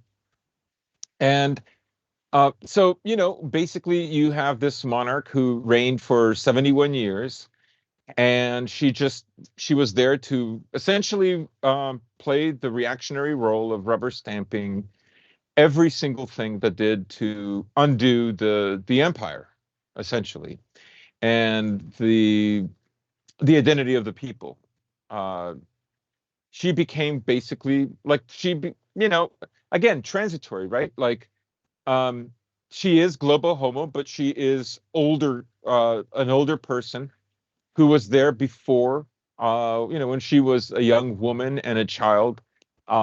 Those forces hadn't gathered to the extent that they did after World War II. And that's what we saw. Now, she was incredibly charming, and there's I don't know if you saw the motorcade of her coffin from Balmoral, which is one of the homes in Scotland. She particularly loved Scotland, and so they had this majestic little castle in Balmoral. That's where she went when she was sick and passed away in Balmoral. And it was a 6-hour drive from there to the capital, Edinburgh. I must say there were quite a few people lined up in the streets. Edinburgh, I always thought was an incredibly unique and beautiful looking city. I rather like that really northern Gothic look very much. Now, there is a hilarious story. One of the guests on the BBC mentioned he had met her 7 times, and at one dinner she said to him, "You know, the the king of the it was either United Arab Emirates or one of those other One of the Gulf states. one of the Gulf states. You know, the king so and so was deposed. He apparently became very unpopular with the people, and rumor has it it was his son." And of course, he chuckles and he says, "I hope that fate doesn't come around. I hope my son doesn't do that to me." That, that's hilarious, right? So you're right. She could be very charming, very witty, very smart. But no, make no mistake. And here's what I mean by this, right? When you look at the ceremony of her, the carriage, as it were, of her of her coffin. They have a particular word for it, the British do. And when you look at it, um, I use the tone vowels. um, when you look at it, what do you see? You see these men, a few women in uniforms, highly traditional uniforms, right? And I did not see one overweight blue-haired woman in the bunch. There were 2, 3 minorities. But what does that tell you? Besides the fact that it's reflecting the historical core of the British Isles, it's doing something more than that. Armies in themselves are a time capsule to the past. You notice that even a liberal democracy, when they are at war, they all will turn autocratic and authoritarian. All of them will do it. It's a survival mechanism. I've always said this. The reason some countries are like that is because their security is always on the line. When your security is not on the line, you will become more liberal, right? It's not a special sauce. It's not a special constitution that comes along. Blah blah blah blah blah. Yeah, It's people always a, have the it's always a relationship question of inverse with security, that.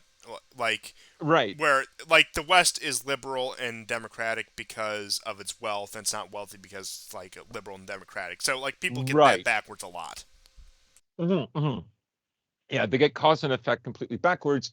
And as I said, uh, this coincides with the dominance, the gradual overtaking of the parliament over the throne.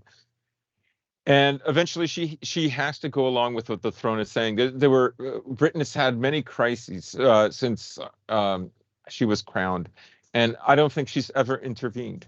Where if she had, it would have represented being on the side of the people, the the natives of those islands, and just keep that in mind, It is right? interesting because I did see a bit of a debate from people who were both Canadian and British saying that perhaps the monarchy should have took a heroic last stand and tried to intervene against some of the more insane policies of the British government Hmm. in order to stop that. Even if that meant the UK becoming a republic, at least they She has tried to take. tremendous wealth. Yeah. She could have bribed thousands Oh, absolutely. of of, And im- of important people. She could have done that. yeah, The and like question is, even the Gulf monarchies, which some are a bit more absolute, but they do have their ministers. That's the way they function. And I'm not saying that they're like these paragons of civilization, but it is a workable method if need be. mhm. And you see, it's a question of identity, right?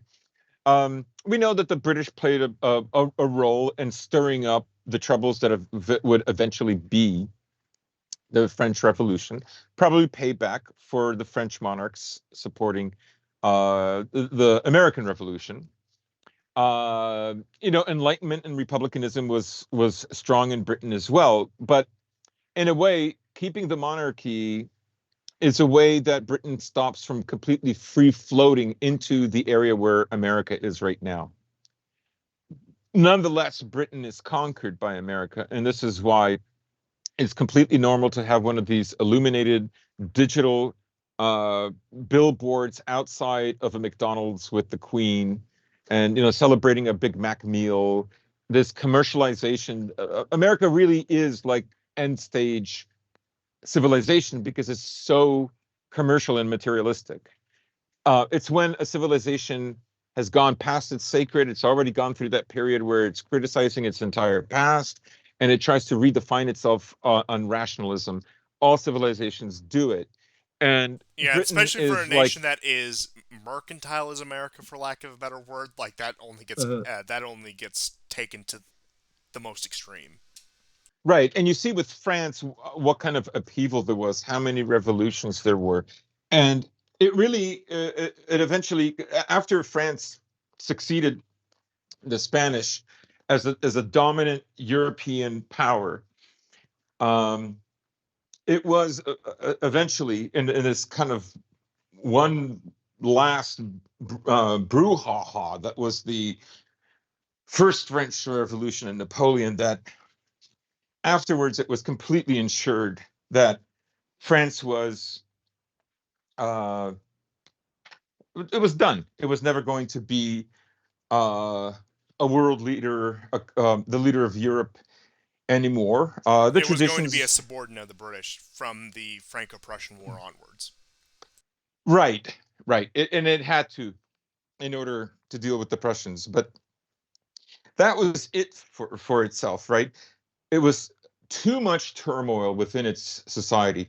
And of course, you have the also there were three revolutions, if I'm not mistaken. There was also the one around 1870 with the Paris Commune, and where essentially the Germans basically liberated them and got rid of the early communist prototypes. So Britain was wise to nurture the monarchy as it transitioned into essentially a republic, a parliamentary republic, and that is what has kept it kind of. You could call it a noble lie, uh, if you want to. I think that's overly simplifying it. Yeah, to a lesser extent, you see this in places like Sweden, Norway, Denmark, where they still do have the constitutional monarchs as well. They do, but they're even more insignificant. I'm just Exactly. saying that it is what keeps us, maybe a rudder or a rope for the boat that is the UK, in a sense. And I would actually compare it, and some may think this is strange, but I would compare it to the American founding myths and how those are interpreted today. I Hmm. would say the British crown is much like that. Yeah, they cannot just like let go of this. And of course, France itself had to not necessarily reinvent, but rediscover and re-legitimize its medieval past, its greatness, because it was a great nation. For hundreds of years, that was the martial nation of Europe. People make jokes about them, being give up monkeys and whatever. But you look at the who was going to the Crusades, who was making valiant last stands, and you're going to find the French and the predecessors, the Franks. I I know mean, hell, the even up upper to class once was again Germanic. I get it. to the But Franco-Prussian War, you had those dramatic last stands. So I mean, France, in terms of what it was militarily, is a very recent thing where they just crumbled under the might of the Germans, and to a lesser extent World War One, but especially World War Two, in which they've gained that reputation. Where, as yeah, they did because they yes, were kind of on the side. In many ways, World War II was a replay of the same forces of the Third Revolution in 1870 and the Paris Commune. They were, France was divided. There were half of France wanted Hitler to succeed I mean because that's why they you did had not want to become a liberal democracy. yeah, that's why you had somebody like Marshal Pétain, who was a war hero from the First War, who seized power, brokered a peace agreement with the Germans, and ended up getting a rump state out of France. So, like, Mhm. yeah, while I wouldn't say there were many like German sympathizers within France, there was the sympathy to the idea of an older Europe within France, as opposed to like the Germans or whoever may have been in power at the time. Yes. But it is interesting that it actually isn't something I had considered before, that when you look at the role of the UK ceremonial monarch, that it has staved off a lot of the civilizational transformations that France has been forced to undergo, once again, for better or for worse, because at this point, if I had to look at the two nations, I'm slightly more optimistic about the future of France than the UK. Yes, I would agree with that. Um, mhm. But that's all I had for the news out of Britain. I do had just a little bit of Middle Eastern just overview if you're ready. Sure. So the main news in the Middle East comes mostly out of Turkey, but I'll hold off on that and just cover a few of the items out of Syria first. So you had the reduction of ISIS activities in eastern Syria and the desert regions from last year, and that has allowed for the demining of oil fields. So you do have energy production once again picking back up in Syria, where you have had these ISIS insurgencies, these ISIS resurgences come up in eastern Syria. I'm sure you've heard week after week as I talk about the map in Syria. You have the constant skirmishes. Over the past year, you actually look at the frequency of those. Although there have been ebbs and flows, they have reduced, and you have recent reports that there's no insurgents in the area, which has allowed energy production to continue within Syria. So that is something to look at on the bright side of that. And also, as I alluded to this earlier in the episode, there was an airstrike in the Idlib area where about 20 al Nusra members were taken out by Russian airstrikes, which, while Russia is seemingly fulfilling their obligation to Syria in that role, you could question the validity of that operation when they do have the situation in Ukraine ongoing. So, although not much has happened in Syria this week, there have been some small gains.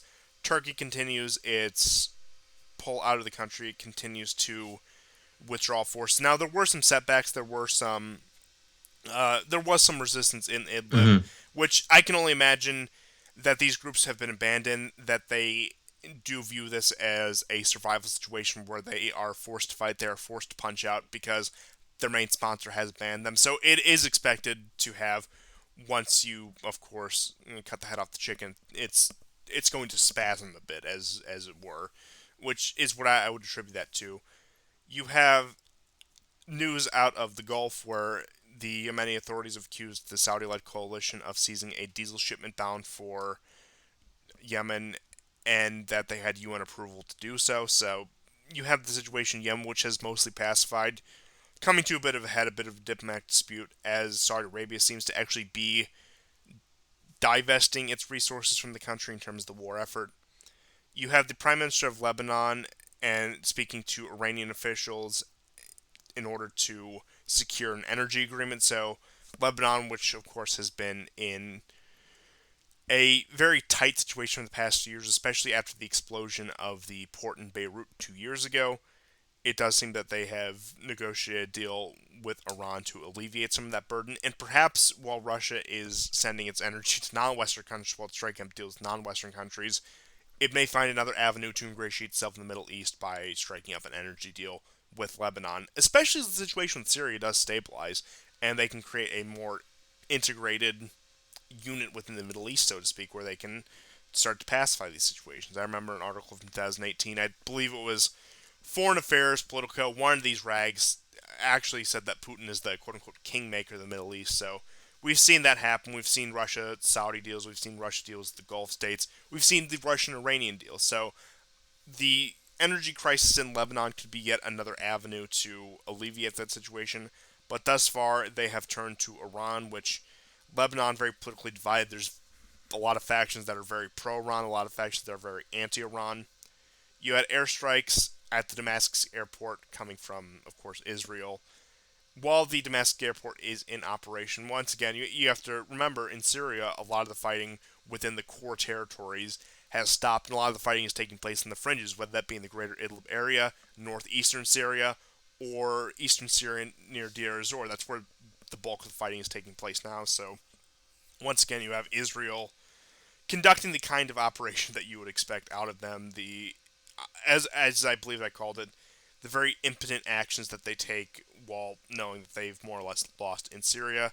But now to get into the news about Turkey. So there has been a lot of bluster coming out of Turkey, a lot of bluster coming out of Erdogan regarding the ongoing border disputes, ongoing territorial disputes with Greece. Erdogan coming out and making very boisterous statements that one night we will attack Greece and that the Greeks better prepare. You had these massive celebrations. I believe it was the 100-year anniversary of one of the pivotal battles of the Turkish War of Liberation. Erdogan held a massive rally, and there were great celebrations there. And like there was this big light show as he was giving these speeches about how they'll strike back against Turkey.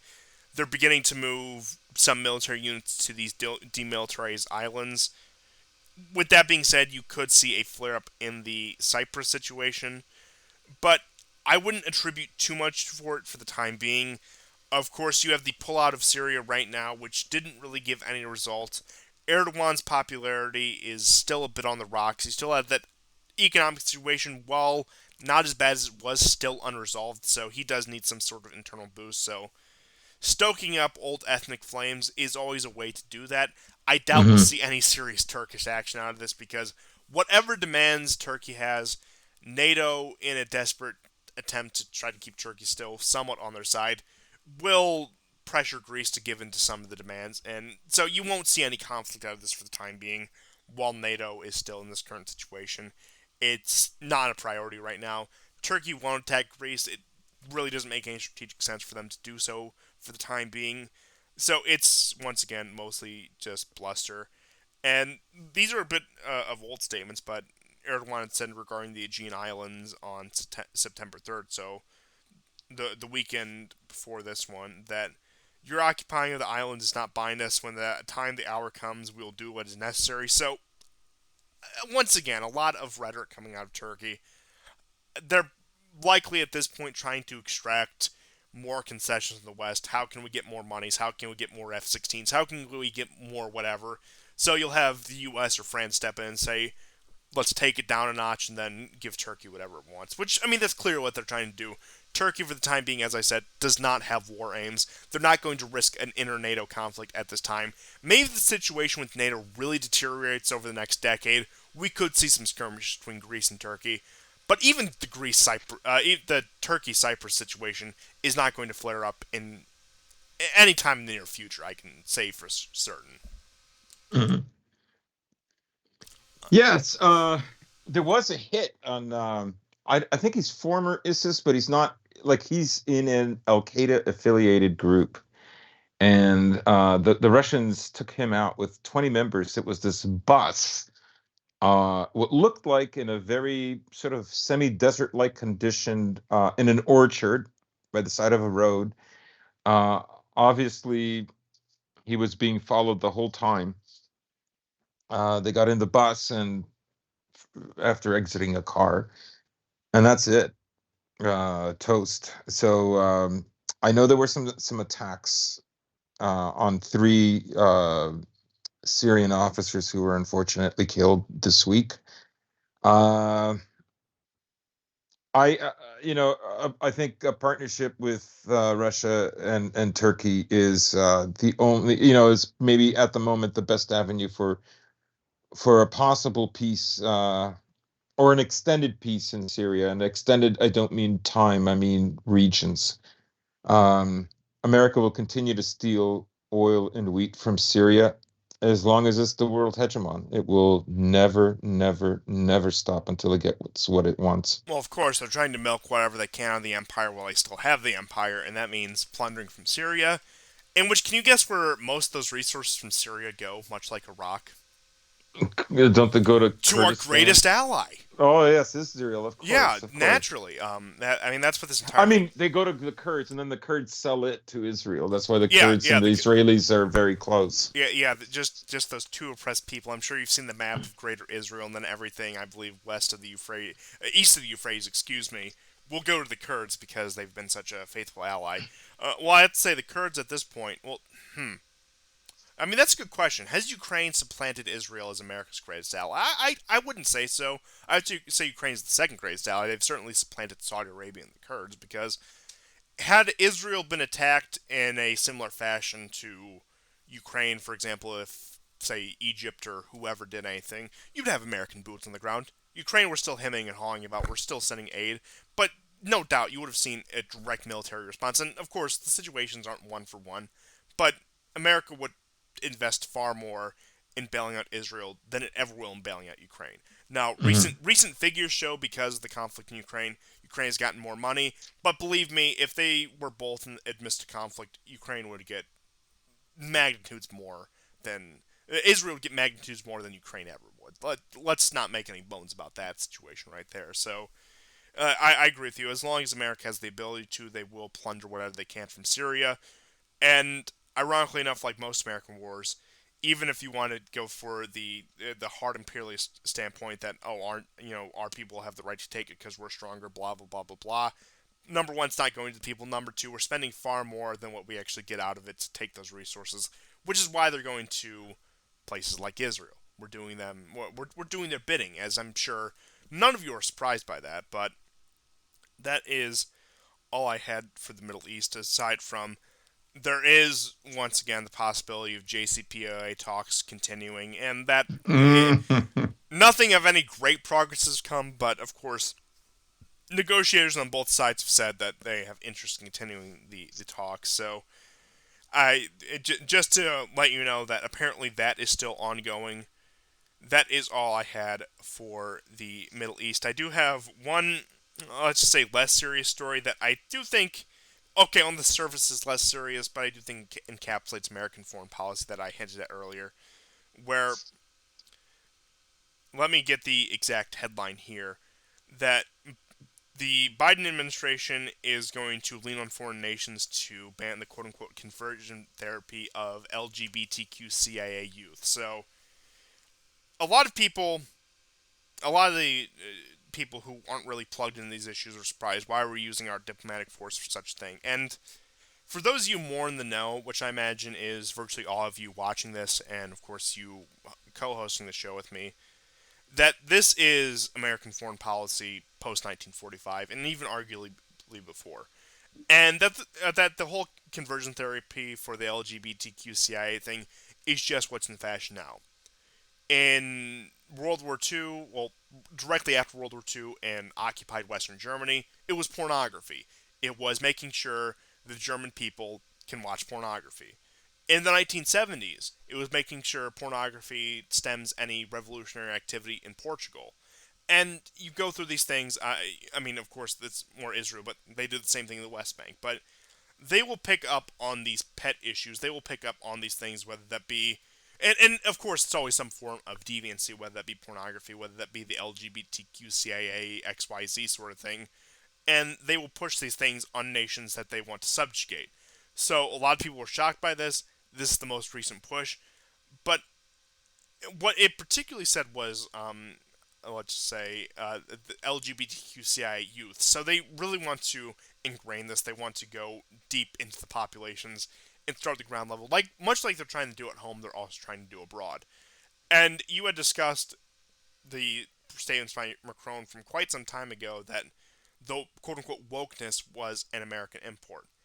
And I could see this once again causing a rift between American allies. Now, while they were more concerned on the racial and ethnic grounds from causing too much strife in Europe, I can only imagine that although gay marriage is legal in most of Europe, most of Western Europe at least, and while the tolerance for these things is up, most of them have not signed on to, let's just say, the most recent iteration of all of this. So when you're talking about giving 6 and 7 year olds these procedures, these treatments, Mm. whatever, even a lot of liberal-minded Frenchmen or Swedes or whoever, like the more liberal countries in Europe, are still going to have their stomachs churned by this because although they support X, Y, and Z, Why? and, It's and totally normal. oh yeah, of course, it's totally normal. We've been doing it for thousands of years. Don't ask any questions here.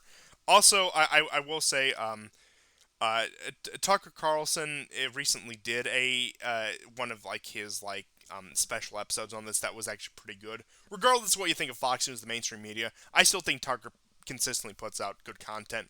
And if you're especially concerned about something like that, I would recommend watching it if you can find a way to watch it. Now, of course, it is behind a paywall, and I would never recommend that you would bypass a paywall. But again, if you find a way to watch it, I would certainly recommend it. But with that aside, even though they will sign on to a lot of the liberal precepts of the American empire, uh, I think aside from Canada and possibly the UK, nobody's willing to go to the extent that they have within Blue America when it comes to these sort of issues. And while, of course, the State Department will twist arms, they will do what they do. I see potential for at least a minor rift with a lot of European and even other non-Anglosphere yet liberal countries when it comes to these sort of issues. So, I mean, the timing makes sense. Of course, we need to solidify what imperial control we can while we still have the opportunity. And although, like I said, the story isn't too much of a bridge. You'll recall Trump tried to do the "we're going to fight against the criminalization of blah blah blah" in countries that still have it criminalized, and oh look, I think it was what was it? It wasn't Zimbabwe. It was one of the other.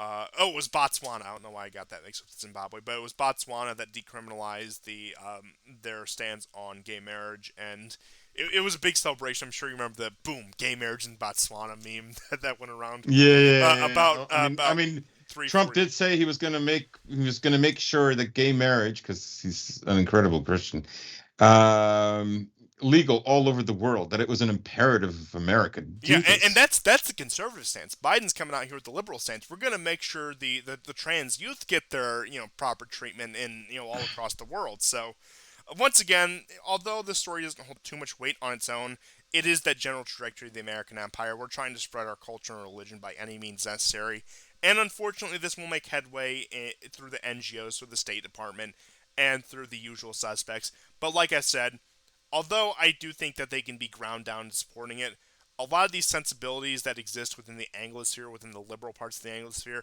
don't exactly exist within even the more liberal parts of continental Europe just yet. They don't. But the roots are spreading. They are there, and I don't know what's going to hold for the next generation.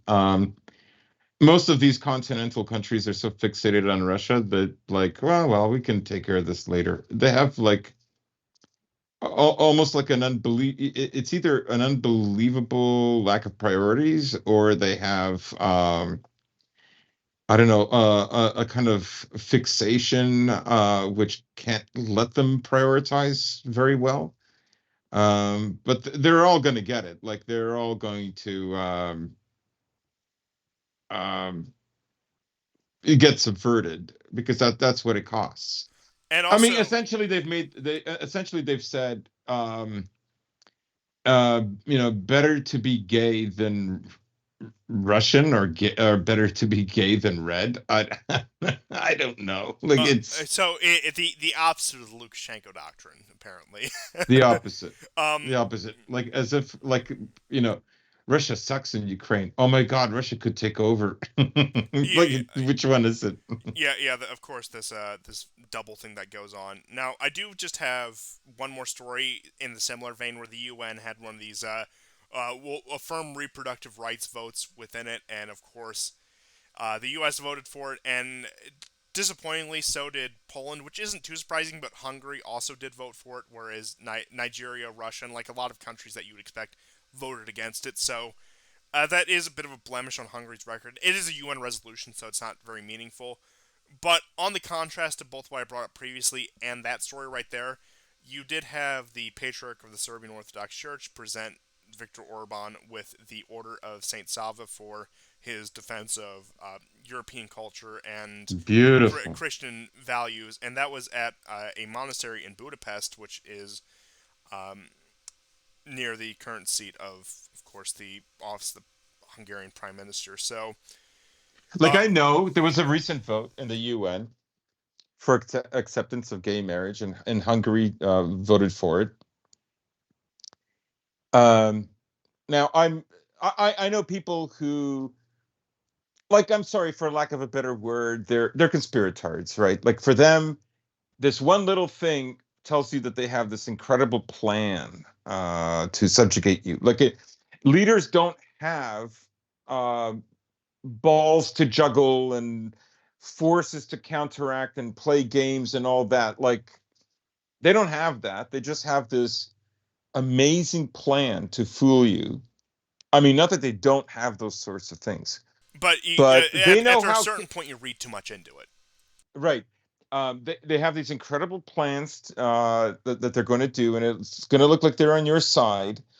And just when you're being lulled into security, that they're going to pull the rug from under your feet. Right. It's not because uh, Hungary could be made bankrupt if the EU wanted to, and that, like Vucic, these are small countries, small powers, not a tremendous amount of wealth, though Hungary is better off. Uh, People don't even, like, for them, it's like, oh, yeah, they're elites, right? Like, even if, like, you have to accept that, okay, so even if they're cynically for or against something, it is because they're trying to juggle something else, right? Yes, and I think you can But, accept that while also, from a more abstract standpoint, from a more principled standpoint, saying they should have done X, Y, or Z. Like, I can understand that rationale, like, even though I'm not satisfied with it. right. Like, um, how can I put it? Leaders do things that are contradictory. And that is not because they think you're very powerful and incredibly observant, and you can rile up the people and there'll be a revolution, because revolutions are totally organic. It's not like other countries don't fund revolutions within another country that's an adversary. No, right? Or even Uh, internal political rivalries where one elite will side with the revolutionaries over the establishment, blah, blah, blah, blah, blah. You've all heard the story before. right. So yes, he's doing this. Like, yes, the government voted for it. I get it, but he's also made gay education illegal. He's made transgender education illegal. He's closed down the George Soros. I know there's other things, many more things that have to be done. The problem is these institutions laid their roots before the acceleration into what we call progressive liberalism, right? They did that particularly after the end of the Soviet Union. Okay, when there was a very strong belief in liberalism, or classical liberalism. Now, you and I know we both agreed that that's just a doorstep to progressive liberalism, and these two are not contradictions; they're merely steps along a certain direction. but that doesn't mean most people understand that, right? And they let those institutions because they trust them, because of look where they came from. So there's a legacy of that, and now I would say American power in Europe is much stronger than it's ever been. Yeah, and It's yeah, also more brittle. It's also more. It's become less flexible and more brittle as a result of it. But don't think that. And the EU, of course, is again in a similar situation. It's consolidated its power. It's more, but it's also been made more brittle. And uh, even though, like, yes, I know he votes the way this is the way the country voted in the UN agreement, and that's a shame. But if eventually the EU is going to play very hardball with Hungary, and that will depend on how Russia succeeds or fails in Ukraine. yes, Nobody should ever absolutely. underestimate that. And so that is what goes into the decision making. Not because like there's only one thing out there that they're all after, that they all agree on, but they have to keep it a secret because the people are so powerful. But they never succeed anyways, and blah blah blah blah blah. Like their position makes no sense. The people are incredibly powerful. This is why they have to conceal everything because they're terrified of the people, and at the same time, they always succeed.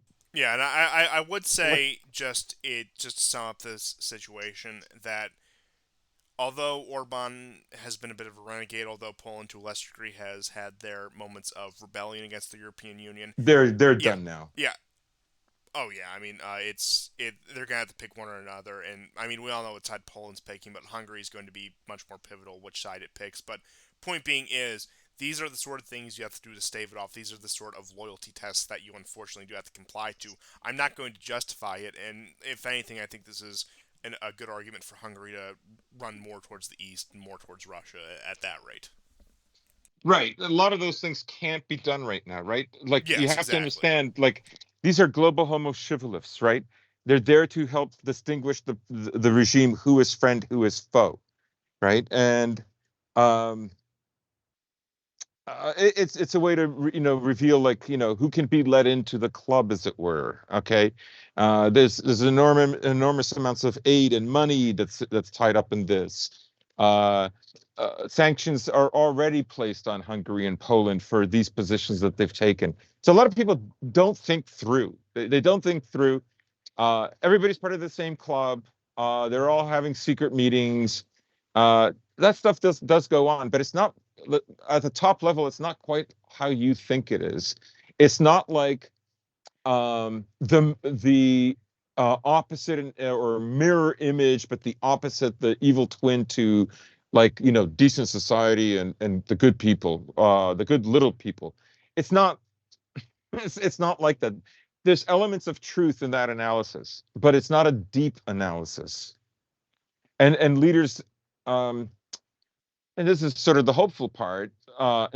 Instead of leaders always afraid of just how clever the population is, the thing is some leaders are invested in a certain point or direction that they want the country to go. Some leaders, even cynically, want to remain in power. Liz Truss, you can look at her, how giddy she is with just being prime minister, even though she was never elected prime minister. You can tell she's driven her whole life to get to this point. And so leaders sometimes cynically will go along with what the people want, even if they don't believe it, in order to remain in power. So Yeah, it's a after more nuanced. People yeah, need to have a more nuanced view about how these things work. yeah, after a certain point, you do have to kiss the ring, as it were. So, and Hmm. whether that be to your own population or to whatever else you're beholden to. But I do think it's important to point these things out that although I would say countries like Hungary are generally going in a positive direction, there still are pressures that still need to be reckoned with that could destroy that in an instant if things get bad enough. Despite broke. Dump it. Yeah, yeah. So yeah, that's my input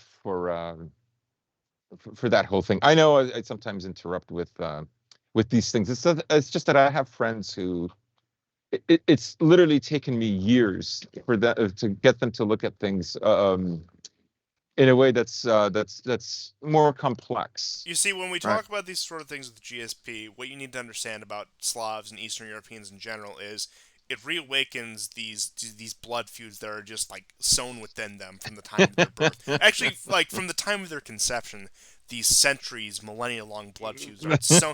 I mean, it's not to the level that Middle Easterners are, but I would say that they probably take silver when it comes to that sort of thing. So when we talk about these things, it's like an MK Ultra trigger for this guy, where he's like, oh, and you see, MK it's Ultra.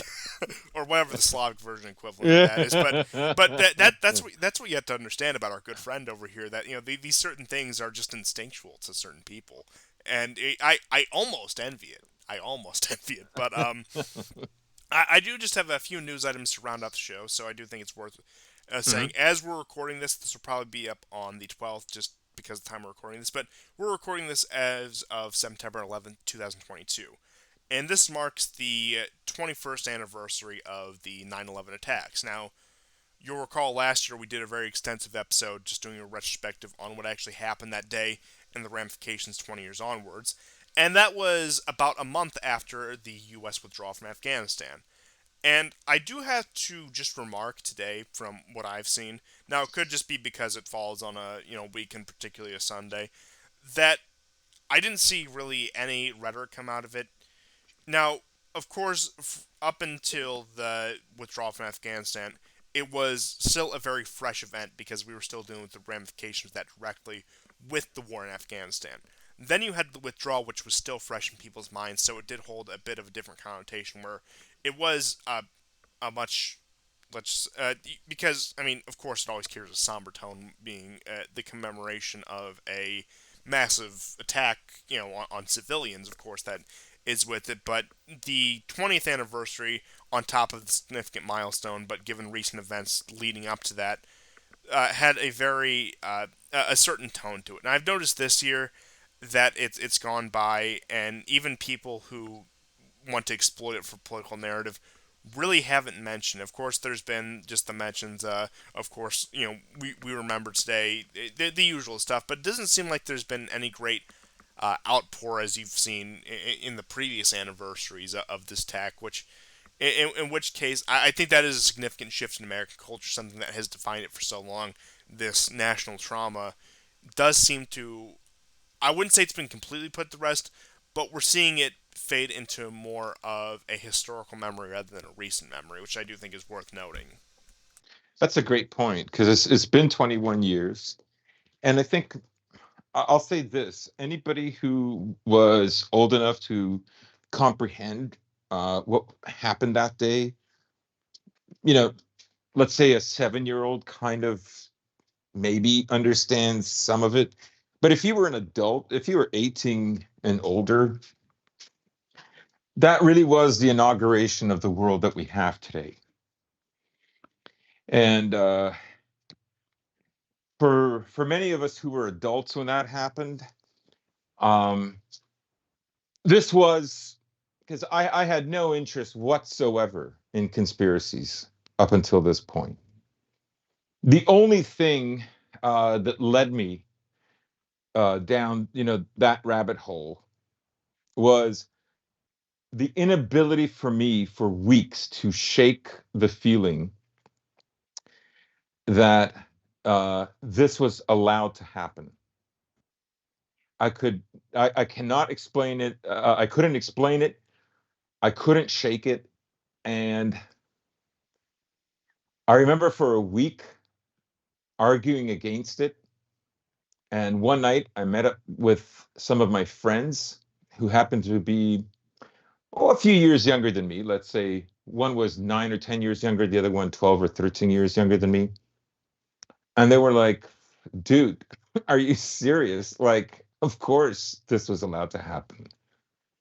And in a way, it gave me permission to to look more into it. And you know, it's where I learned the way narratives are steered because I went to some of these truther conferences and I saw completely whacked out people. Like these are people that should never be allowed to speak. Just because their heart is in the right place, and there are people who were clearly there to discredit the movement. Uh, I remember one woman going on about like the night before and this was on the radio. The night before the attack, she had a dream of brown sludge in a crystal glass, and this somehow meant the attack. It's just absurd nonsense. It's there literally for people, it's to dissuade them from going any further.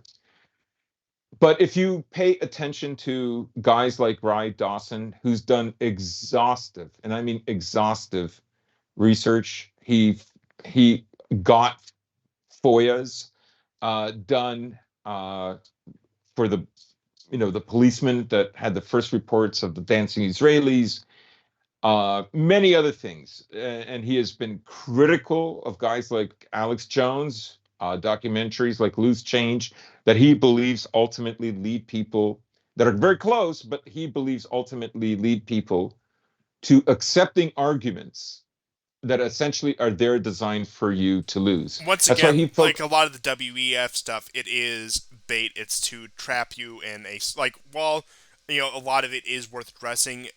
It exists solely to trap you within a certain box, so you don't go any further and you don't push out of that.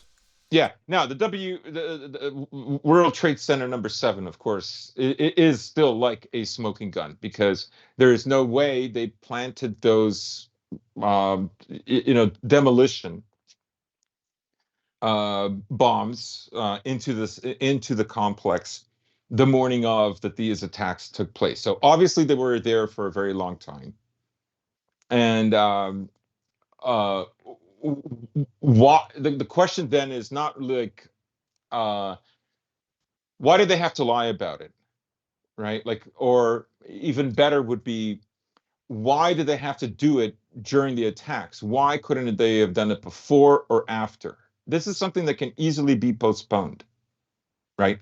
But they did it exactly at the time. And of course, there was the BBC newscast that said it already fell when it had not. It was like an hour or two premature before it actually happened. So, um, but what Ryan Dawson focuses on is is the attackers, where they lived, where they rented, the FBI and the Mossad, who through FOIAs demonstrate that they were living next door to them in these complexes, sometimes for over a year. Then you have that. Remember the beheading of that. If I'm not mistaken, he was a Jewish journalist, and he was beheaded by ISIS. Do you remember? Sounds vaguely familiar. I don't know if Cohen was his last name. Yeah, I think it was. I think it was. Okay, so here's a smoking gun, right? So he's there, he's being killed, and one of the anomalies, of course, is that the guy who's holding him is wearing a gold ring, and you're thinking, well, so what? He's wearing a gold ring, right? The problem is in Islam, you can't wear a gold ring, according to one source I read. The Yes, it was Nick Berg. Now the funny thing is uh, as they were investigating him, it turned out that one of the attackers, and this is so you got to understand, this is like years later, was using his email. Okay, I'll just read you a little bit. Today is the anniversary of 9/11. I'm strongly in the belief of the Israeli Jews aided the Americans that day, blah, blah, blah. Nick Berg. Nick Berg was an American Jewish man who became famous for being executed in Iraq, where he was working after staying in Israel. His beheading was discussed in conspiracy circles immediately due to the fact like one of the Islamic extremists posing with him, wearing a gold ring, which is forbidden in Islam. A week after his death, it was revealed that the FBI was investigating him because of one of the hijackers had used his email accounts. So Now that this one is really, it's far fetched. You could argue, but I mean, even the FBI is saying that one of the attackers is used this email. That seems very odd. But what like if Rye Dawson was here, he would besmirch me for, I think, for bringing this up, maybe because again, it's an argument that can be ripped apart and doubt can be sowed. What cannot happen, of course, is the evidence that these guys were monitored for years before this happened and lived next to them. By the way, Nick Berg was in Oklahoma and he lived close to where one of the hijackers was taking flight lessons. So, you know, it, you knew when you had stupid arguments like no planes ever hit the buildings and here's the video, or um, laser weapons were used, like whether that's true or not. It doesn't answer the important It question. doesn't. It does. Right. That becomes conspiracy entertainment, right? And it is a way of coping with the kind of nihilism of modernity and the total distrust of our elites, which is has been there for a long time, particularly after JFK. So what I appreciate about Rye Dawson is he focuses on the evidence that can be easily argued and where doubt can be sowed correctly on the mainstream narrative. And he will not touch areas where he loses that argument. That forces the person arguing against you in your position to take up those things which you are not emotionally or argumentatively tied to. I think that's a fair take on the not only that situation, but the entire situation when it comes to the theorizing and turning it into a form of popcorn entertainment, as it were. And as much as somebody like Alex Jones may be entertaining and even has hit the nail on the head sometimes, I mean, that's ultimately what people like that are for. And I think even a lot of people have come around to realize that. And I agree with you that former War Report guest Ryan Dawson, might add, uh, has done whatever you might think of him personally. I don't think you can take away from him that he has been the premier in this and to actually trying to get down to brass tacks and to actually trying to ask the important questions about this. Probably the only person I can think of that actually has gone to that length. And with that being said, I just do have a couple of news items out of East Asia if you don't have anything else on this current topic. No, I don't. So, just a couple of items here is the Defense Ministry of Taiwan has detected 45 Chinese aircraft with 7 Chinese ships around last Thursday. So, the situation there, while it has tapered out, has not completely de-escalated. And as the progress continues in Ukraine, depending on the direction that goes, I know Ukraine had that massive PR victory that we dedicated about the first half of the show to. Perhaps that may be a deterrence to China to get too involved in it if Russia. I mean, again, I doubt that they're going to just believe whatever they see in the mainstream media and from Ukrainian sources. But point being is, it might give them a bit of pause when it comes to the Taiwan situation, or conversely, it could make them want to accelerate that Russia may take a blow and that they might want to act while they still have the time. But the situation in Taiwan, just to give you a brief update, has not tapered off any. There haven't been any major developments, but it still is ongoing for the time being. And Mhm. then we just do have a couple of news items out of North Korea. So North Korea has re-begun their missile tests, and they are adamant that they are not going to enter into any negotiations over their nuclear stockpile, which, given the course of the last negotiations and negotiations with previous nations, one may think of Libya, they really have no reason to. So North Korean nukes are here to stay, which could signal to the situation in Iran that Iran may pursue a similar course as we mentioned with the JCPOA negotiations that are allegedly still ongoing. But North Korea passed a bit of a, I guess you could say, a symbolic law saying that they would retaliate with nuclear weapons if anything were to ever happen to Kim Jong Un that could be attributed to a foreign state. So the situation in East Asia, while it may have fallen into the background, especially in light of the situation in Europe over the past several months, there still is a lot of dynamic things going there, just a lot slower, a lot more behind the scenes, and a lot less flashy, if we're being honest. So it's to no surprise that North Korea is making its regular demands. They're probably trying to get more money out of South Korea or China or whoever it may be at this point. I doubt any of the multilateral negotiations that we may have seen under Trump will continue. Any peace progress between the North and South seem to have completely dissipated, unfortunately.